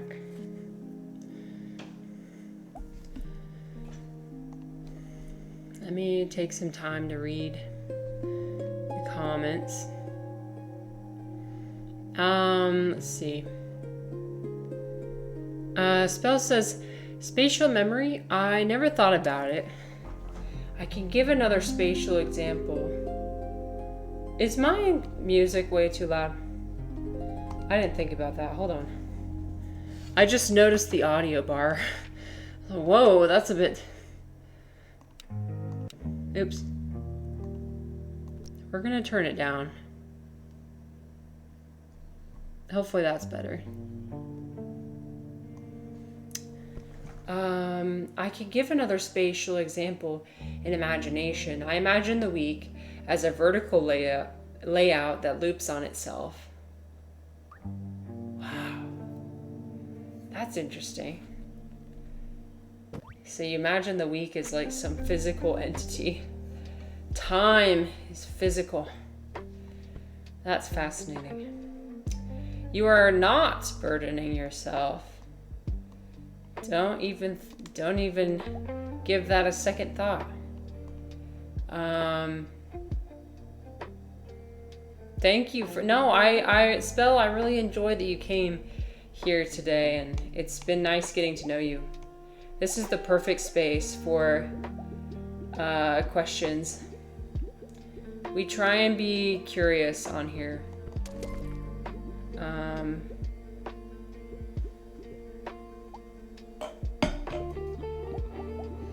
I think it's really fascinating to explore these types of topics. I'm just here to provide a space. Sometimes enjoy some mushroom games, but that's only when I am not sure if I have the capacity to fill the space. Sometimes I get self-conscious by just sitting in my screen. Like just sitting here and there's nothing else. I'm like, oh, okay, I need something else to be going on. A delicious mushroom spawned by termite nests. The conical cap cracks like spread chicken feathers. Termite mushroom. I don't know if any of these are actually real mushrooms or what. I've never heard of this one before. Broad cap. Compared to ordinary shiitake, its cap is very broad and thick. Reclusi says, I don't have literal visual building or images from memory, but I do have abstract ones. I compartmentalize it. Oh, that's interesting. You're the second person to mention compartmentalizing today. So I shift into mindsets, and very often the shift into a mindset helps me remember stuff, given that the memory is tied to the mindset or was formed during it. This probably makes no sense at all. No, we were talking about compartmentalizing. Okay, for example, a mindset.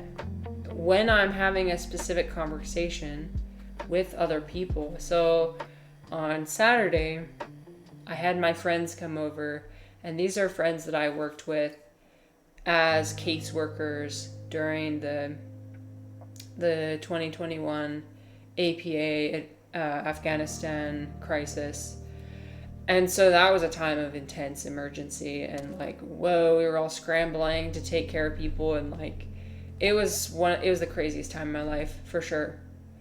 And I've forgotten a lot, or not, I don't think a lot about that time.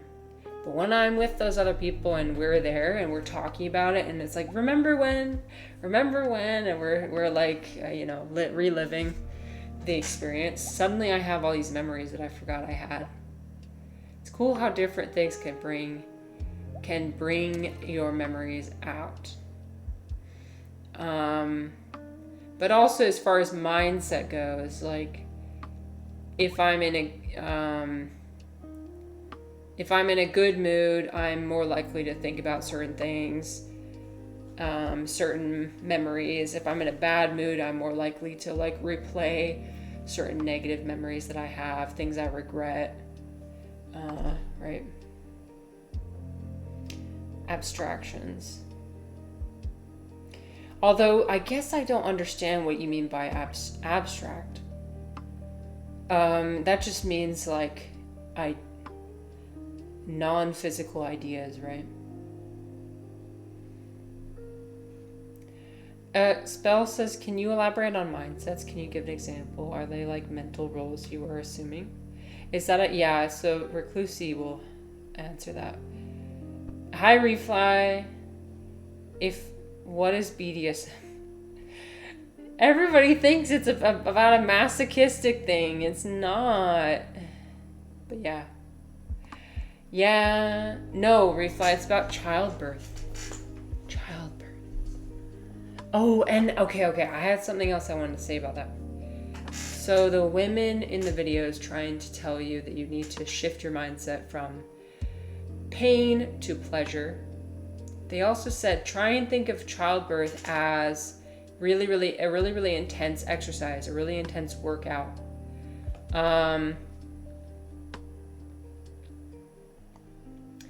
So like, for example, when I go do my hot yoga,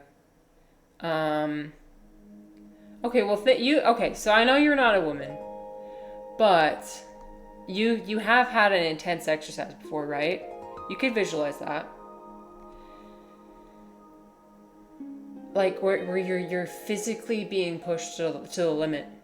And I do this in my hot yoga. Like it's a temperature limit of like, I can't stand this anymore. I'm gonna pass out. And then also the physical limit of like trying to lift a weight until failure. Your muscle literally gives out. You meant 2 foot. Ouch. No, I meant 3.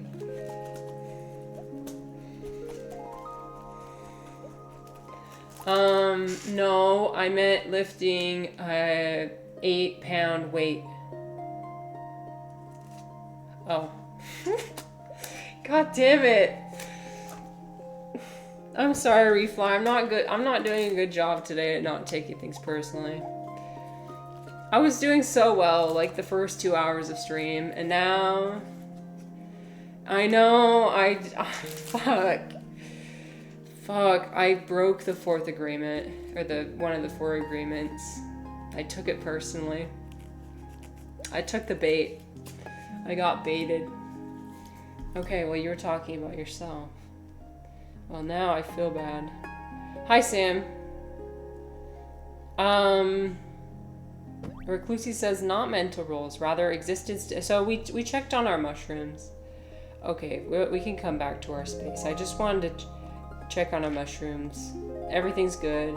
Got a lot of spores. We're gonna quit the game because there's too many things going on at one time. How do I quit? Save and quit. Turn on my music. Yes, I know it's special music. Okay. I'm gonna change my chat back over. Existence developed as a result of extreme habitual life and compartmentalization. I exist within a particular framework for a very specific amount of time. Then I completely shut down and shift outside the framework. Right now, my habit is no longer... Gatorade. Thank you. Right now, my habit is no longer tenable, and it seriously fucked with me overall because I've created a bubble for myself which I thought was indestructible.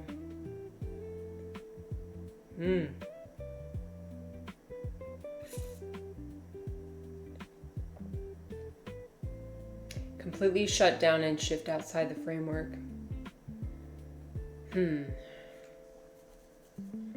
So, okay, so are you saying that like certain external circumstances, when they're occurring, you're able to be yourself? When that isn't the case, then you start to experience a lot of negative aspects. And by external, I don't necessarily mean like the external environment. I just mean like, is it kind of the same as like, if you always have the same spot as at a dinner table, and if you're not able to have that spot, then it's like, oh my God, what do I do? Because that's what, when I grew up, when I was growing up, I had to have my spot at the table. And if I didn't get to sit there, then things were not right in the world.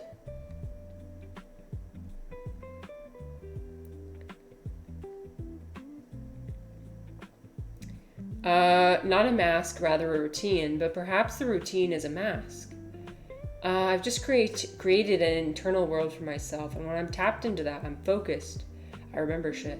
Then I shut down, tap into a version of me that just wants to think about nothing and relax.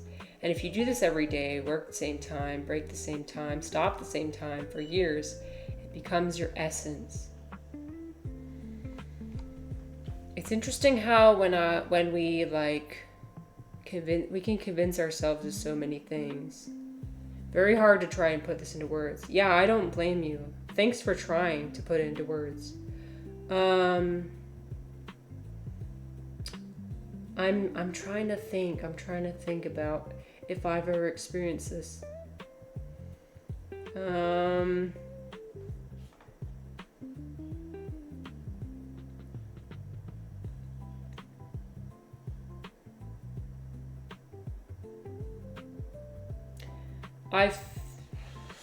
I do often feel like I have different modes, like my feeling mode and my thinking mode.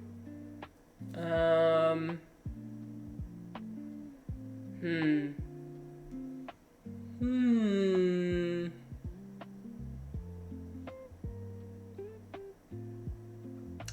trying to think about the experience I had yesterday, because I did have a psychedelic experience yesterday.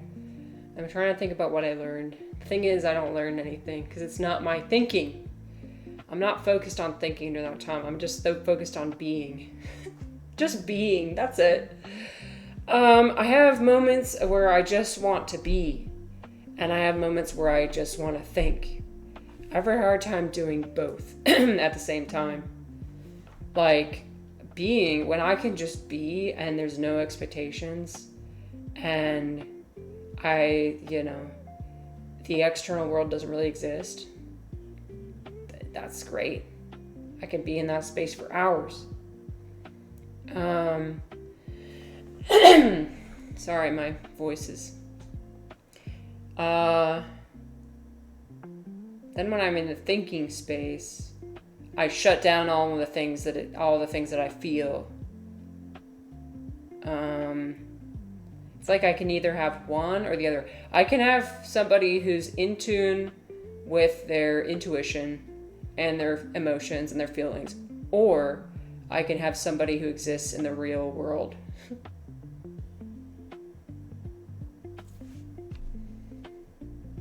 I could be the person that other people need me to be, the society needs me to be, the person other people imagine me to be, or I can be what I am. Because like the second you step in, I'm sorry, I'm literally going off on a tangent. This is not what you meant at all. But like, I could either, the second I step into society, everyone will put their perception of me onto me, and then I have to be that. Either I'm that or I'm not that. Either way, they're comparing. Sometimes I just want to just be myself, be alone. It's like in that video that Refly shared about the retired person. He was talking about solitude versus loneliness. Like, I like solitude. Oh my God, I love solitude. But when I'm just with myself and nobody else, I don't need anything. It's my safe space. I can cry as much as I want to. I can think any thought I want to. I can, yeah. Anyway.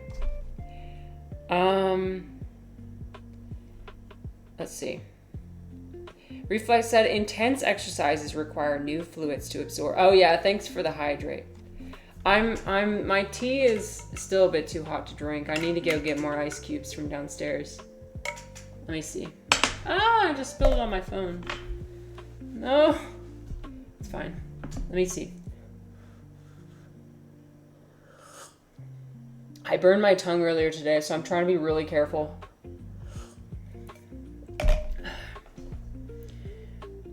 Eclectic says we didn't eat at the dinner table. My parents didn't eat, they drank alcohol, so most nights I didn't eat dinner. If I did, I made top ramen or something I ate alone in my room. Sending love to you. Yeah, I'm sorry you had to go through that. Yeah, so yeah. So maybe you can't relate to that. Spell asked, who moved my cheese? Who moved my cheese? My family is very particular.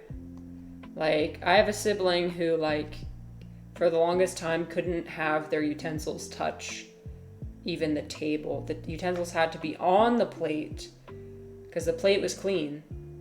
The table was dirty. If you put the utensils on the table, they were dirty. I come from a family of obsessive hand washers to the point of like red scaling on the back of their hands. Autism, anxiety, and neurospicy. But we're all very individualist, which I like. Me and my siblings, well, one of them maybe not. Well, we'll see. She's cooking. She's still cooking. But like my siblings are all very creative, individualistic people. So I think my parents definitely did a good job in that aspect. But yeah, we do have some spiciness, some mental illness that runs in the family.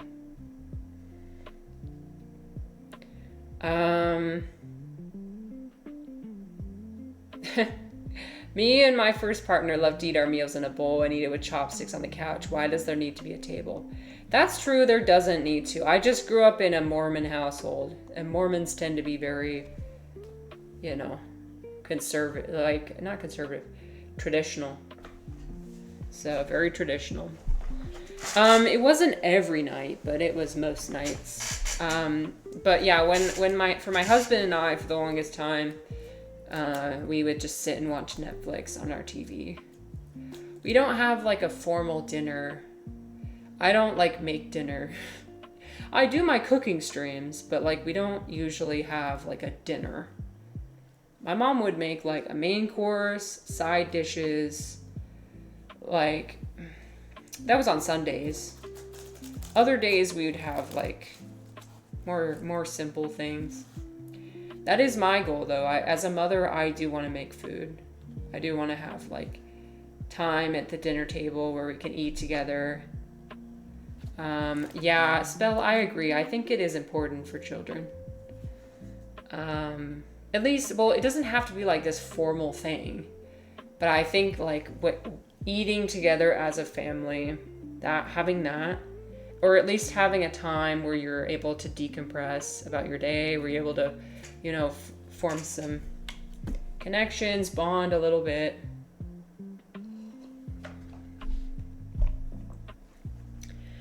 Reclusi says, I think if you form a strong enough habitual life, you can think, and it is just being.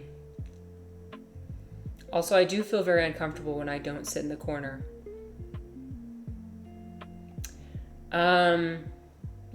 Yeah, I know what that feels like. When it's like you have what you already mentally prepared for.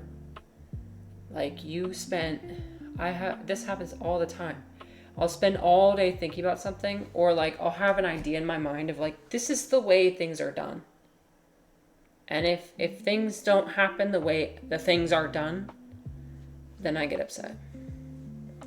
I've tried really hard throughout my life to work on that, because when I was first dating my husband, oh my God, I was so rigid about everything. He was always doing everything wrong. In my mind. He wasn't objectively doing things wrong, but in my mind, I was always criticizing him for everything he did. I was insufferable. He has an amazing amount of patience, though. So, yeah, we were able to figure it out. But, I made his life hell. In the same way he had some things he needed to work on.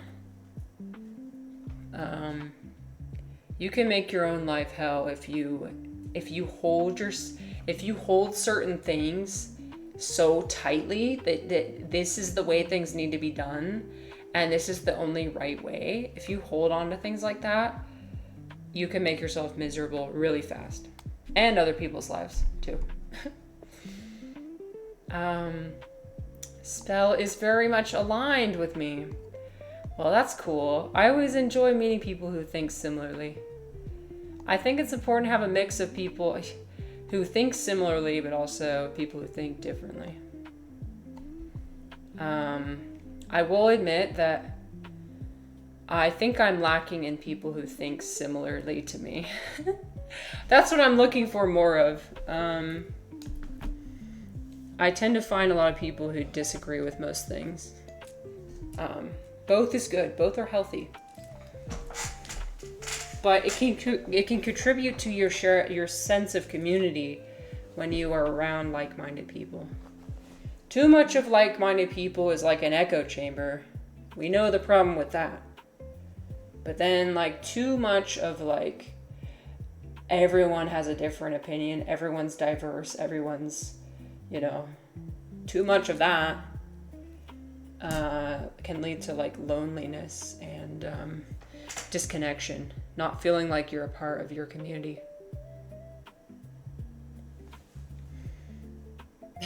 What? I'm not crashing out, Refly. Am I? Maybe I am. That's okay. Even if I was crashing out, that's okay. Rick Lucy says, right now I'm experiencing that because external factors have changed in such a way I can't maintain the routine I have had for years. So I feel like I've lost myself. What am I without the routine?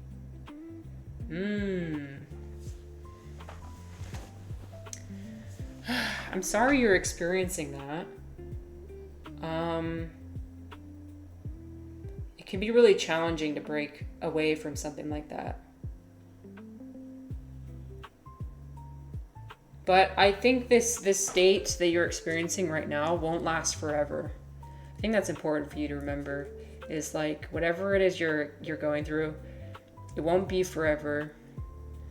But it can feel really strange when something comes in and it just kind of upends everything you thought you knew. For me, that happens, or that, when was the last time that big thing happened? I don't think it happens for me on big scales, but it does happen very frequently on a small scale. Like the more philosophy I try to read, the less I feel like I know about anything.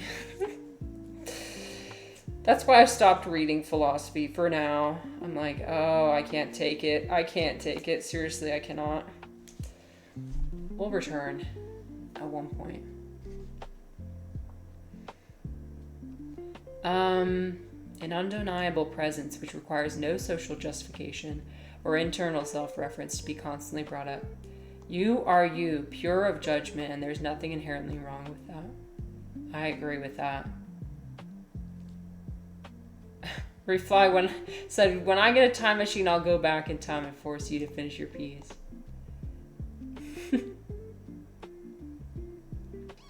That is very insightful, Spell. Thank you for saying that. Oh my god, I missed so many comments. Oh, okay, wait, 1 second.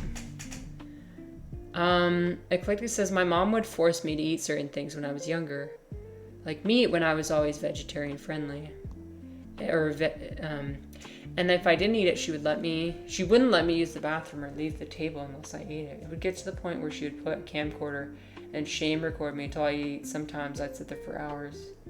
Jesus.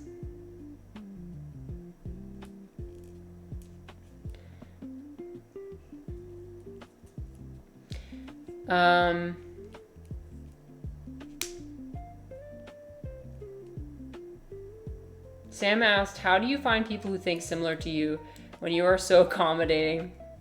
Thank you for explaining the paradox, Sam. Yes. How do you find people who are similar to you when you're so accommodating of others' views? That's the challenge. I love a challenge. I love a challenge.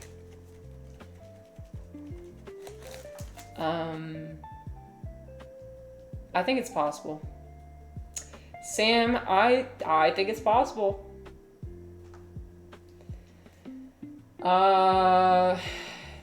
It's not 100% possible, but it is much more possible than I thought previously.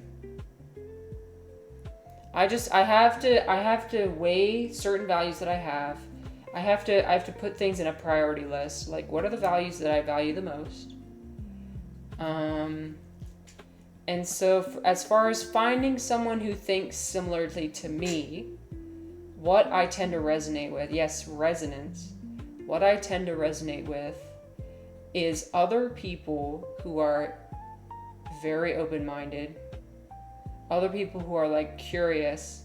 Okay, for example, when Bear approached, so a member of the community approached me and said he wanted to start streaming and he wanted to start like curiosity. The curiosity streamers, the curious streamers. I was like, wow, I feel like I'm a part of something. I was very happy with that. I don't know if he's streaming anymore. I think he stopped. So, but that's an example. Exhibit A. I spent a lot of time in like Joy of Thinking's community. I'm mostly lurking though. But he seems pretty similar to me as well, like where he's a mushroomy person. He likes mushrooms, but like when I mean a mushroomy person, I mean somebody who's just like always asking, why? How? And entertains a lot of ideas that maybe people wouldn't regularly entertain. So, I mean, like, I don't agree with everything he does on his stream. I don't agree with everything he says. I don't agree with everything he puts on his Discord. Like, but it's a lot closer to myself than I've come previously. Like, yeah. For example, most of the people I meet at my mushroom church, like actively are worshiping like spiritual entities, and I don't believe in that. But like with somebody like the Joy of Thinking, like he's not a spiritual person in the same sense. He's more of that like intellectual, like not really sure but tries to explore anyway. So anyway, yeah. That's an example of somebody I find is very similar to me. Yeah, what if you found a bunch of other accommodators? Exactly. And that's kind of what I was thinking. If you sense an emotional downward spiral, make sure to compliment her about her outfit. Yeah. It's okay. People in the beginning of the stream already did that. And so that's why it's impossible to have that today. Spell said, I was under the impression you were an astrologist hippie with spirituality and did you say chakras or chakras? At least for the first few minutes. Well, I don't have anything against those. Okay.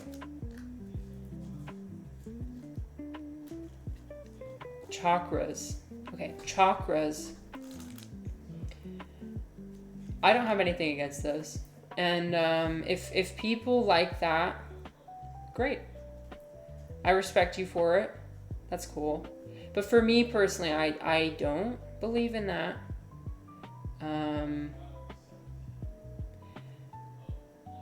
But yeah, no, I can understand. I mean, you look at my different overlay. Well, first of all, you look at the overlay behind me. We're going on a journey. We're going on a spiritual journey.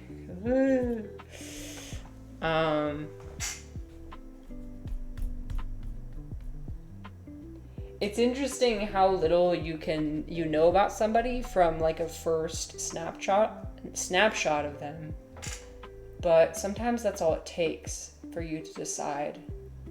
So, Spell, I'm glad that you decided to keep exploring. Even though your first snapshot was,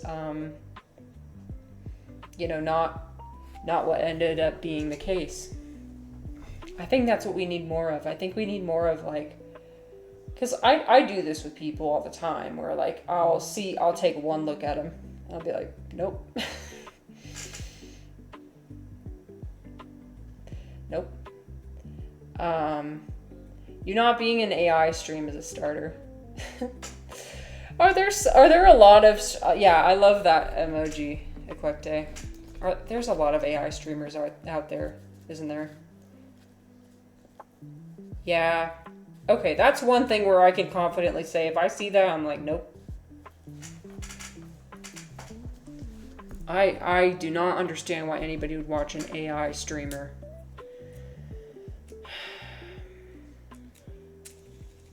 No. But as far as, so that's fine. That's fine if you take one look at AI and judge AI from face level, because that's all it is. There's no depth to it. But for a human, we have a lot of nuance. We have a lot of depth. We have a lot of things that, you know, you should give us a second chance for. I just lost my fidget toy thing. I went back there. 1 second. We're gonna pick this up, put it back on. Like, so I say, here's the thing, and maybe you guys realize this too, but like, depending on what narrative you tell yourself, you'll believe it. Depending on how you frame things, you'll believe it. I've been going under the narrative that I don't have a personality, and I don't know what I'm doing. I tell myself all the time, I'm like, I don't know what I'm doing. What am I doing? I don't know what I'm doing. What are we doing here? What am I doing? And that's the imposter syndrome coming in. But then I have to remind myself, wait a minute, I got a master's degree in international relations. I worked as a caseworker for refugees. I've always been interested in cross-cultural communication. This is something that's one of my core values. So why am I on Twitch? Oh, because I like being, like, acting the way I feel like a diplomat would be, where it's like including everybody, being the accommodator, being somebody who gathers different, like something that's very satisfying and enjoyable to me is like seeing people who would never interact.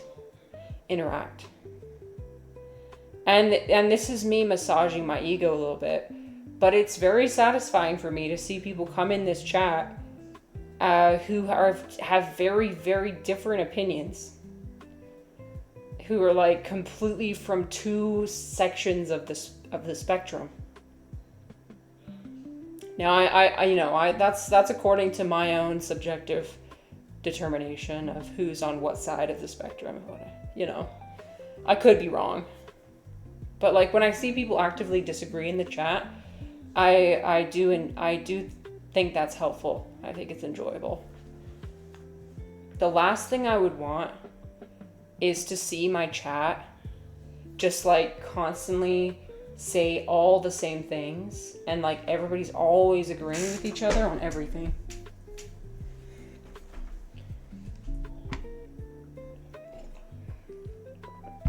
One single look from the top to the bottom in 1.5 seconds. Nope. Eclectic says a lot of streamers that use AI too.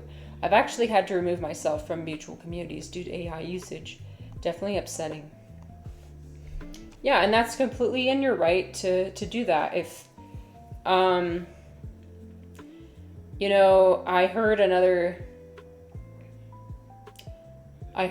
streamer say this about you, but one thing that people admire about you is that you always practice what you preach. And I like that.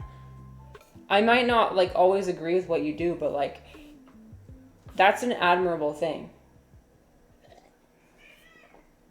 You're always practicing what you're preaching.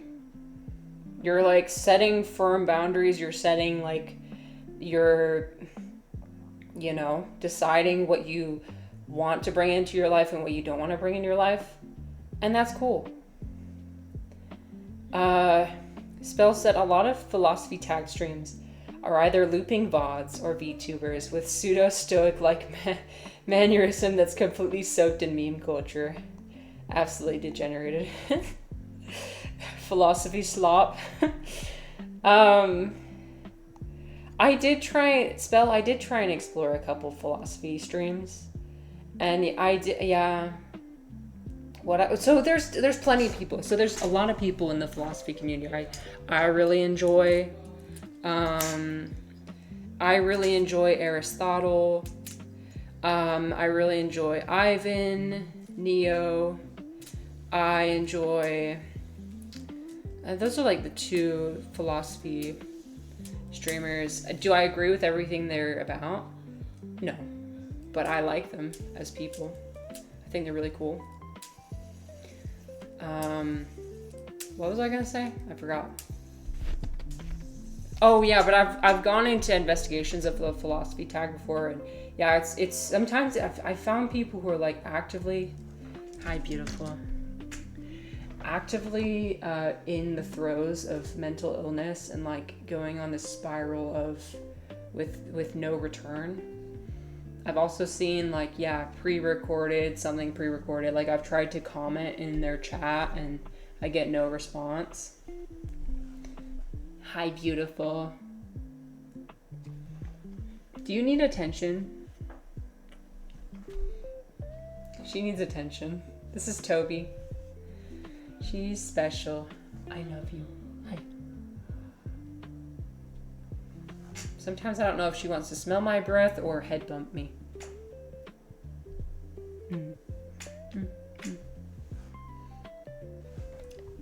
The cognitive layer says there's no way you can fool everyone and everyone else is stupid. The emotional layer says you are scourge, liar, fake. She looked at the camera. She's so cute. Reflex said, like I said before, this chat is the equivalent of the outcasts, nerds, loners, chill people at high school who always eat in the classroom together. It's always open because the cafeteria is always full.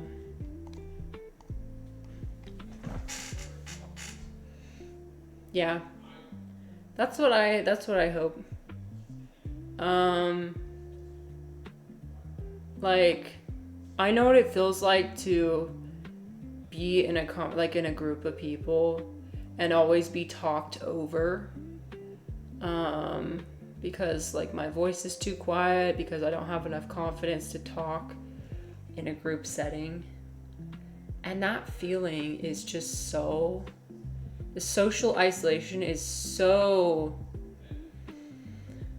painful, right? When you can't express yourself and everybody else is able to do it with ease. That's one thing I love about Twitch, is that everybody gets the space to say what they want to say. I mean, I definitely am at an advantage because I can talk and it just goes, and then, you know.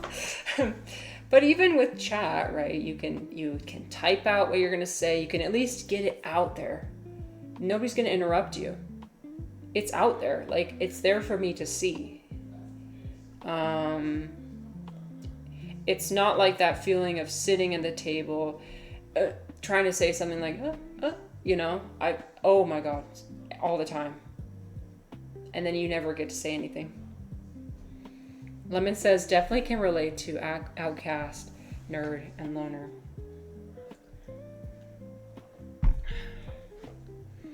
Yeah. I didn't have any friends in high school. Spell says, I'm not an outcast. I just have enough entertainment and conflicts in my head to fill the whole schedule. Yeah, if you don't identify that way, that's fine too.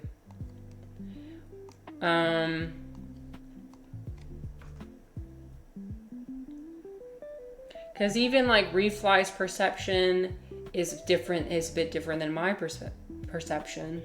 I think what matters is that, are you getting value from this interaction? Or are you not? Refly said that the words outcast, nerds, loners, chill were all positive. That's what I gathered.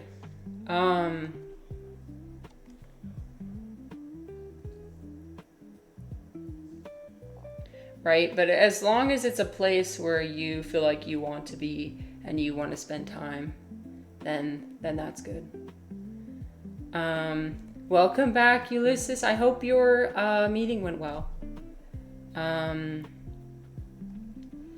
Yeah, okay, look. See, no negativity interpreted. There we go. See? Nothing to worry about. Let's see. I've got 45 minutes left. I ran out of things to talk about. You gotta help me out here. Okay, good. I do have things I could talk about, but also like the things the chat says really help me determine what to yap about. I want to yap about things that are important. Spell says, I have no capacity, nor do I care about friends. I am friendly, I make friends wherever I go, but I don't carry them unless we're in the same frequent spatial context. That's interesting. I think I cared about having friends in the past, but I feel like I'm the same way as you now, because I've been burned by friends. Ooh. When you care, turns out you suffer. When you care more, that turns out you open yourself up to lose a lot. Not peaking in high school builds character. Oh, I did not peak in high school. Absolutely not. High school was like one of the worst times in my life. No. I would sit alone at lunch every day in high school. I had really bad acne. I didn't really understand anything about the world. But I'm still here. And that's what matters. Gonna make some popcorn and watch Spider-Man Noir with your fiance. Spider-Man Noir. Is that a new movie?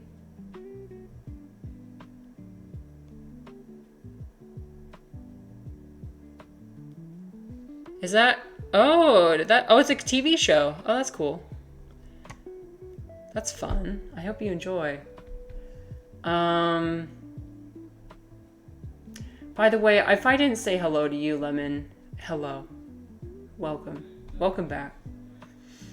We're talking about so many things today. We talked about pleasure and pain, about how to convince ourselves to get through painful moments. I'm trying to psych myself up for having a child, enduring childbirth, which is going to be the most painful thing I will have ever experienced. Seeing the birthing videos of like women moaning and screaming in pain. Yeah, wow, that really makes me excited. That really makes me look forward to it. I've always known this. I mean, I know. But it's different when you see it happen in front of you and you try and visualize what it's going to be like. And you're like, oh God. Oh. But again, I need to remember, think about hot yoga. Think about how intense that is. You push through. It's really intense. Think about the last time you went to hot yoga with the spicy hand and it felt like your hand was on fire. This is going to be nothing like that. It's going to be... I think of all the pain I've experienced in my life, it could probably amount to like level 6. Childbirth will be level 11. So excited for that. We've barely scratched the surface. Thank you for providing so many interesting topics. Sometimes it requires certain prompts. Some people are really good at thinking of things than others. I'm sure I also would have an endless amount of things to talk about, but sometimes I reach a point where it's like, I don't know. I'm not sure.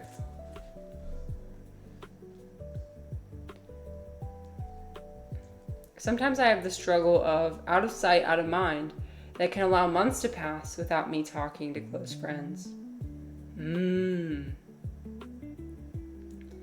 Yeah. Right. I can think about my friends that way too. The kind of friendships I prefer are where we can just pick up where we left off. We don't need to always be in each other's lives. That being said, there are times when I would like to interact with my friends, when I like need my friends. No, not really. I don't really need them. I need them. No, what am I saying? I love my friends. I love my friends. But I do try, in order to protect myself, I do form these ideas of like, I don't need them. I don't need anybody. I just need myself. But then I need to remember the article that Orange posted in my Discord about the woman who did a meditation retreat, sensory deprivation meditation retreat, and in the end what she learned was that experiencing life is pointless without interacting with other people. If you're not able to share your life with other people, then what's the point of life? People do add a lot more drama and pain and suffering and just, but that's kind of what life's about.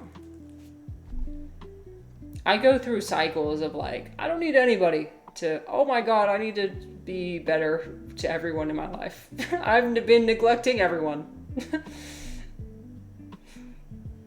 When we catch up, it's always joyful and neat. Yeah. Lemon says Nicolas Cage is in that show? Oh my God.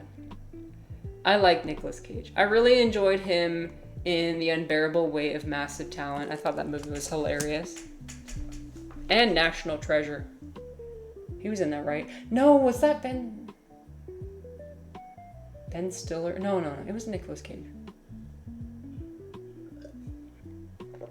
I'm mixing up Night at the Museum and the other movie I just mentioned. They can't exist in my mind at both times. You ever do that where like, there's something that can only exist in your mind at one time. They can't coexist. So I can only know one movie at a time. The one with Ben Stiller or the one with Nicolas Cage. Hi, Hero. Welcome. Hero, I hope that your weekend went well. You're streaming quite a bit. Let's see. Are your friends also having kids right now? No. My friends are not even married. Well, I have one friend who's married, but she moved really far away, so we don't really talk that much anymore. But yeah, as far as the friends I interact with on a regular basis, one has a boyfriend, and then two are single and are probably not going to have a relationship for a long time. I'm doing good. Thanks for asking. Yeah. I hope you're doing well. I hope you're experiencing joy. That's all we can hope for each other. I'm experiencing joy today. Refly said, let's take a moment to think of all women who have given birth. Seriously.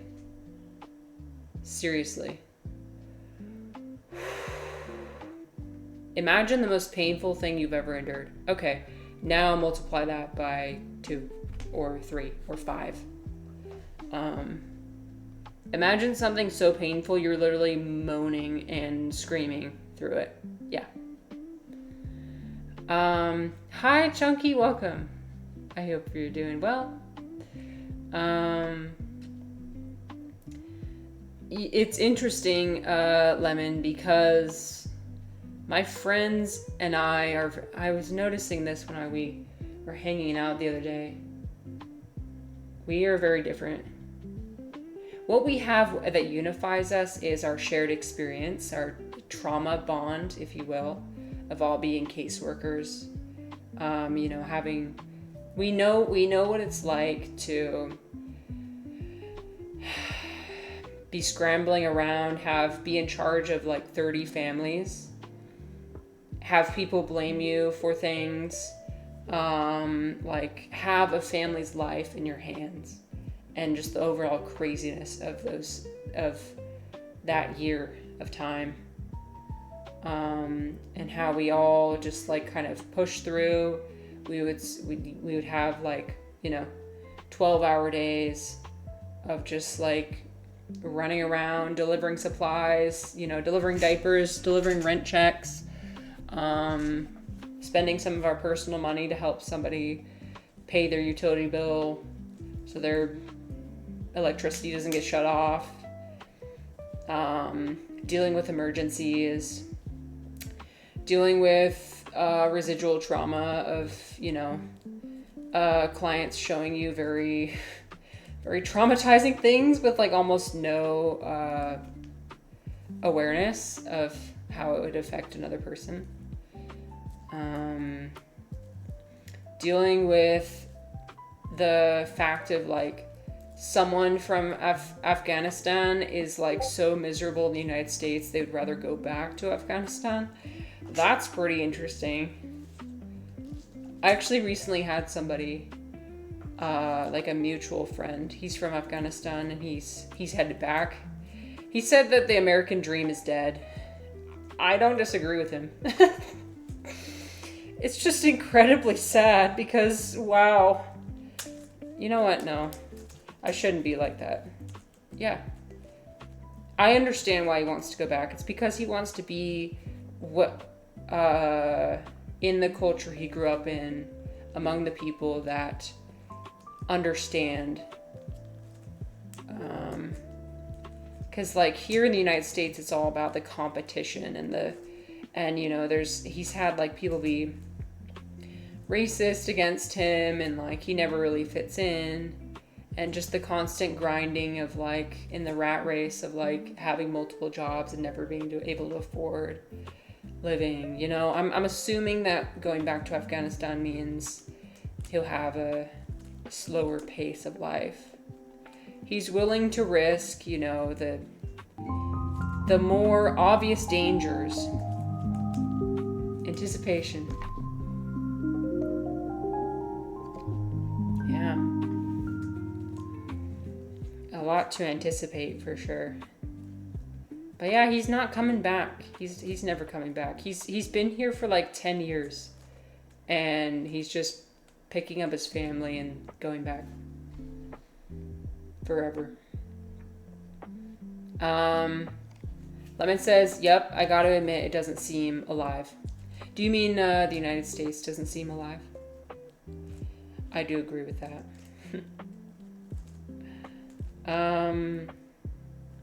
The culture. I agree with the culture aspect. The United States is full of people who are alive, and we need to figure out a way to I don't know what I want, what I'm looking for.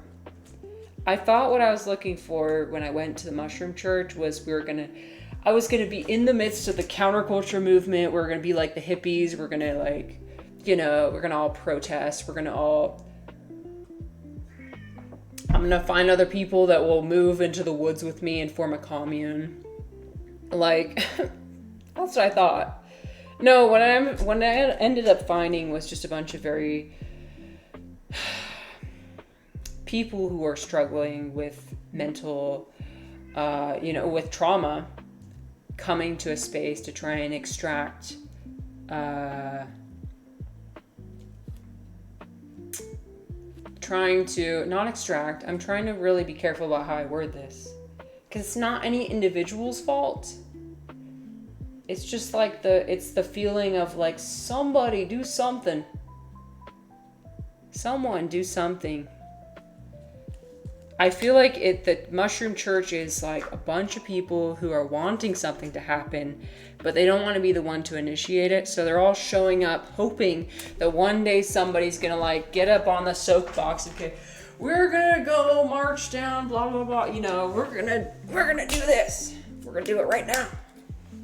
I feel like if somebody were to do that, we'd all like go into action. That's what I feel like the entirety of America is. Hi, Dom. What's up? What is up, Dom? I hope you're doing well.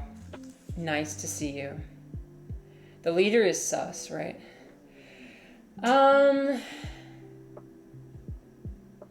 we did do a whole stream where we did a deep dive on his behavior. I think that it's a bit more nuanced than what I gave him credit for. I do feel a bit bad because he is a person who I think is trying his best. I don't think he's actively harming anybody. So, like, he might do a couple problematic things, but I think overall what he's trying to do is he's trying to bring people together. That's the conclusion I came to with the leader. So I'm willing to overlook his kind of some of the silly things he does.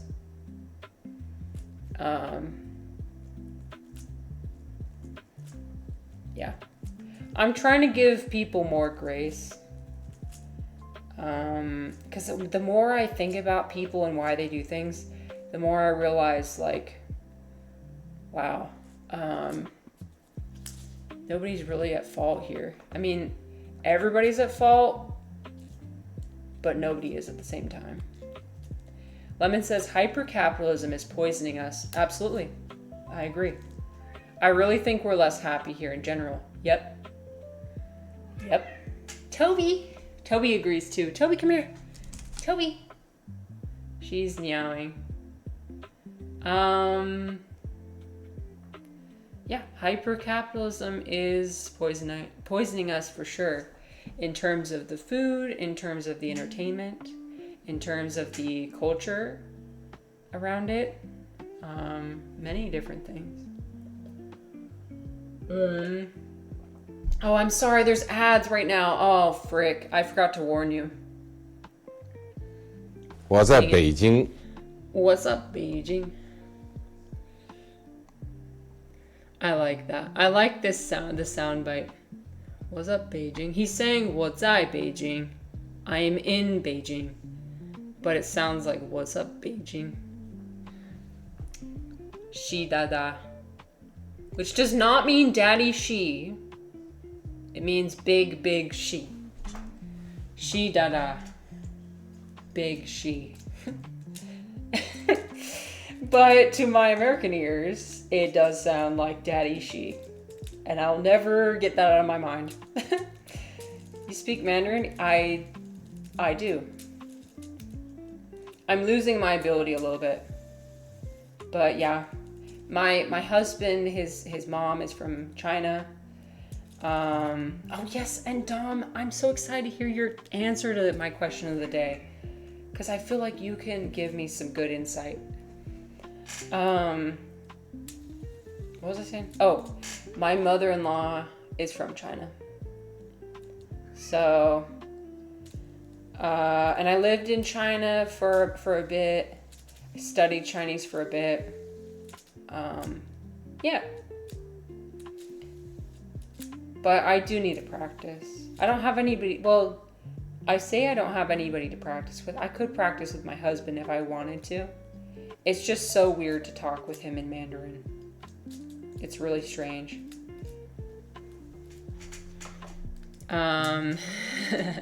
Yeah, I did have that as a soundbite. 早上好，中午. Let me see if I can find the sound alert. 现在我有冰淇淋. I can't pull it up, but yeah. I love John Cena, otherwise known as John Cena. Here, I'll spell it. Yeah. Yeah, he's funny. Wait, what does that word mean?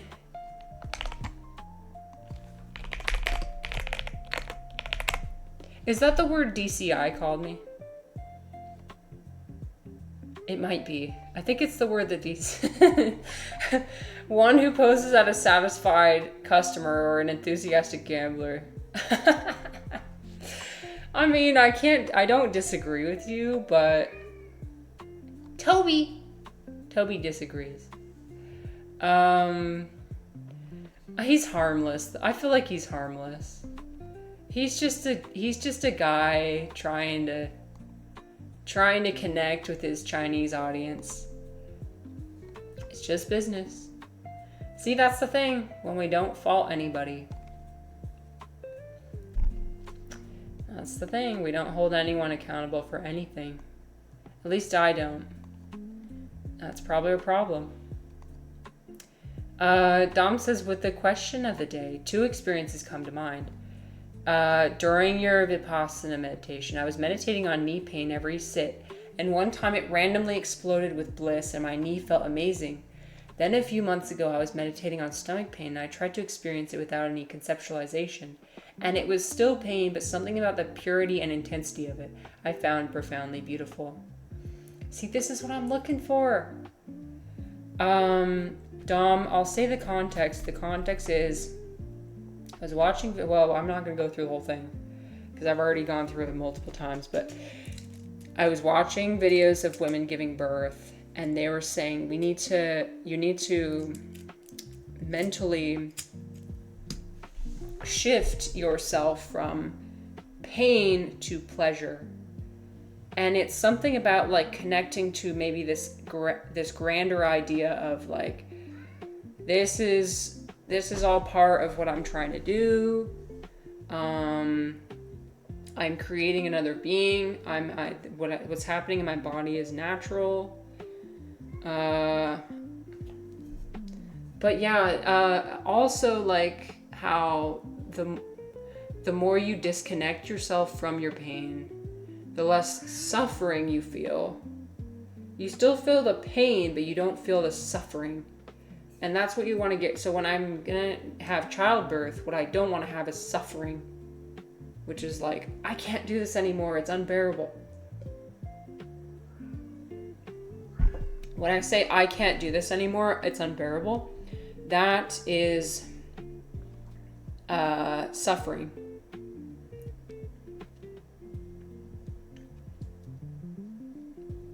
I remember getting shown a full childbirth in school when I was like 8, and I didn't know what sex was. I remember people in my school got shown that, and I was kind of jealous. I was like, you guys get to see this? I didn't get to. Because everybody was like trauma dumping or like trauma bonding over it. They were like, did you see when it did it? You know, it was so crazy. So I'd hear a bunch of people after the class talk about it, but I didn't know what they saw, and I was jealous. I'm not really jealous anymore. I've seen childbirth happen like in real life. Well, not a vaginal birth, but I have seen C-sections in real life. C-sections are like a different beast though. But yeah. So I'm thinking about how I want to, if I end up having a baby. Because that's the thing, I'm not even pregnant yet. But when that happens, not if, when, we'll say when, we'll manifest it. You'll catch me up with sexual education you missed in school. Yeah, the education I got in school was like abstinence. Abstinence is the only way. Also, sex is gross, and you shouldn't do it. Don't do it. Don't do it. Don't do it. Don't do it. It's a sin. And then suddenly when you're married, boom, you can do it. It's all allowed. Ha, you're no longer gonna be punished for this. What? You thought you were gonna... Forget about that. Yeah, it's not so easy to forget about that. Eclectic watched her best friend give birth. I saw that baby pop right out. Wow. That must have been a really amazing experience. I can't imagine what the endorphins must feel like. Because even when I was watching the video, I was feeling residual endorphins. When I was hearing the woman like screaming and like, you know, just kind of moaning in pain, I almost started crying. I was like feeling like, ooh, wow, this woman's really going through it. But then when she had her baby and she looked at the screen and she was so euphoric, I was so happy that I started crying. I was just imagining like, wow, that must be one of the happiest moments she's ever experienced. and one that I will experience, hopefully. Chunky says, I personally would never try to shift pain to pleasure. I think that could cause some issues down the road, like needing pain to experience pleasure. I try not to dissociate if I'm in a lot of pain. Oh, you try to dissociate if I'm in a lot of pain. Yeah, I think we talked about two different things. And maybe that's the thing. Some women were saying you need to actually make it so that it's orgasmic. You need to make your pain be pleasurable. And then there were other women who said you need to separate yourself from your pain. And perhaps that's probably the better thing to do. Or the more likely to produce an outcome. When I think about it, that probably requires less effort. Because it's like, if there's a spectrum from pain to pleasure, pulling yourself away from the pain is almost like going halfway. But then going into pleasure is like you're not only are you pulling yourself away from one emotion, but you're also pushing yourself into a different one. Although it's like we were talking about earlier with an article, the brain may process pleasure and pain similarly. And like people enjoy eating spicy peppers, which are painful, but they derive pleasure from it. So it is possible.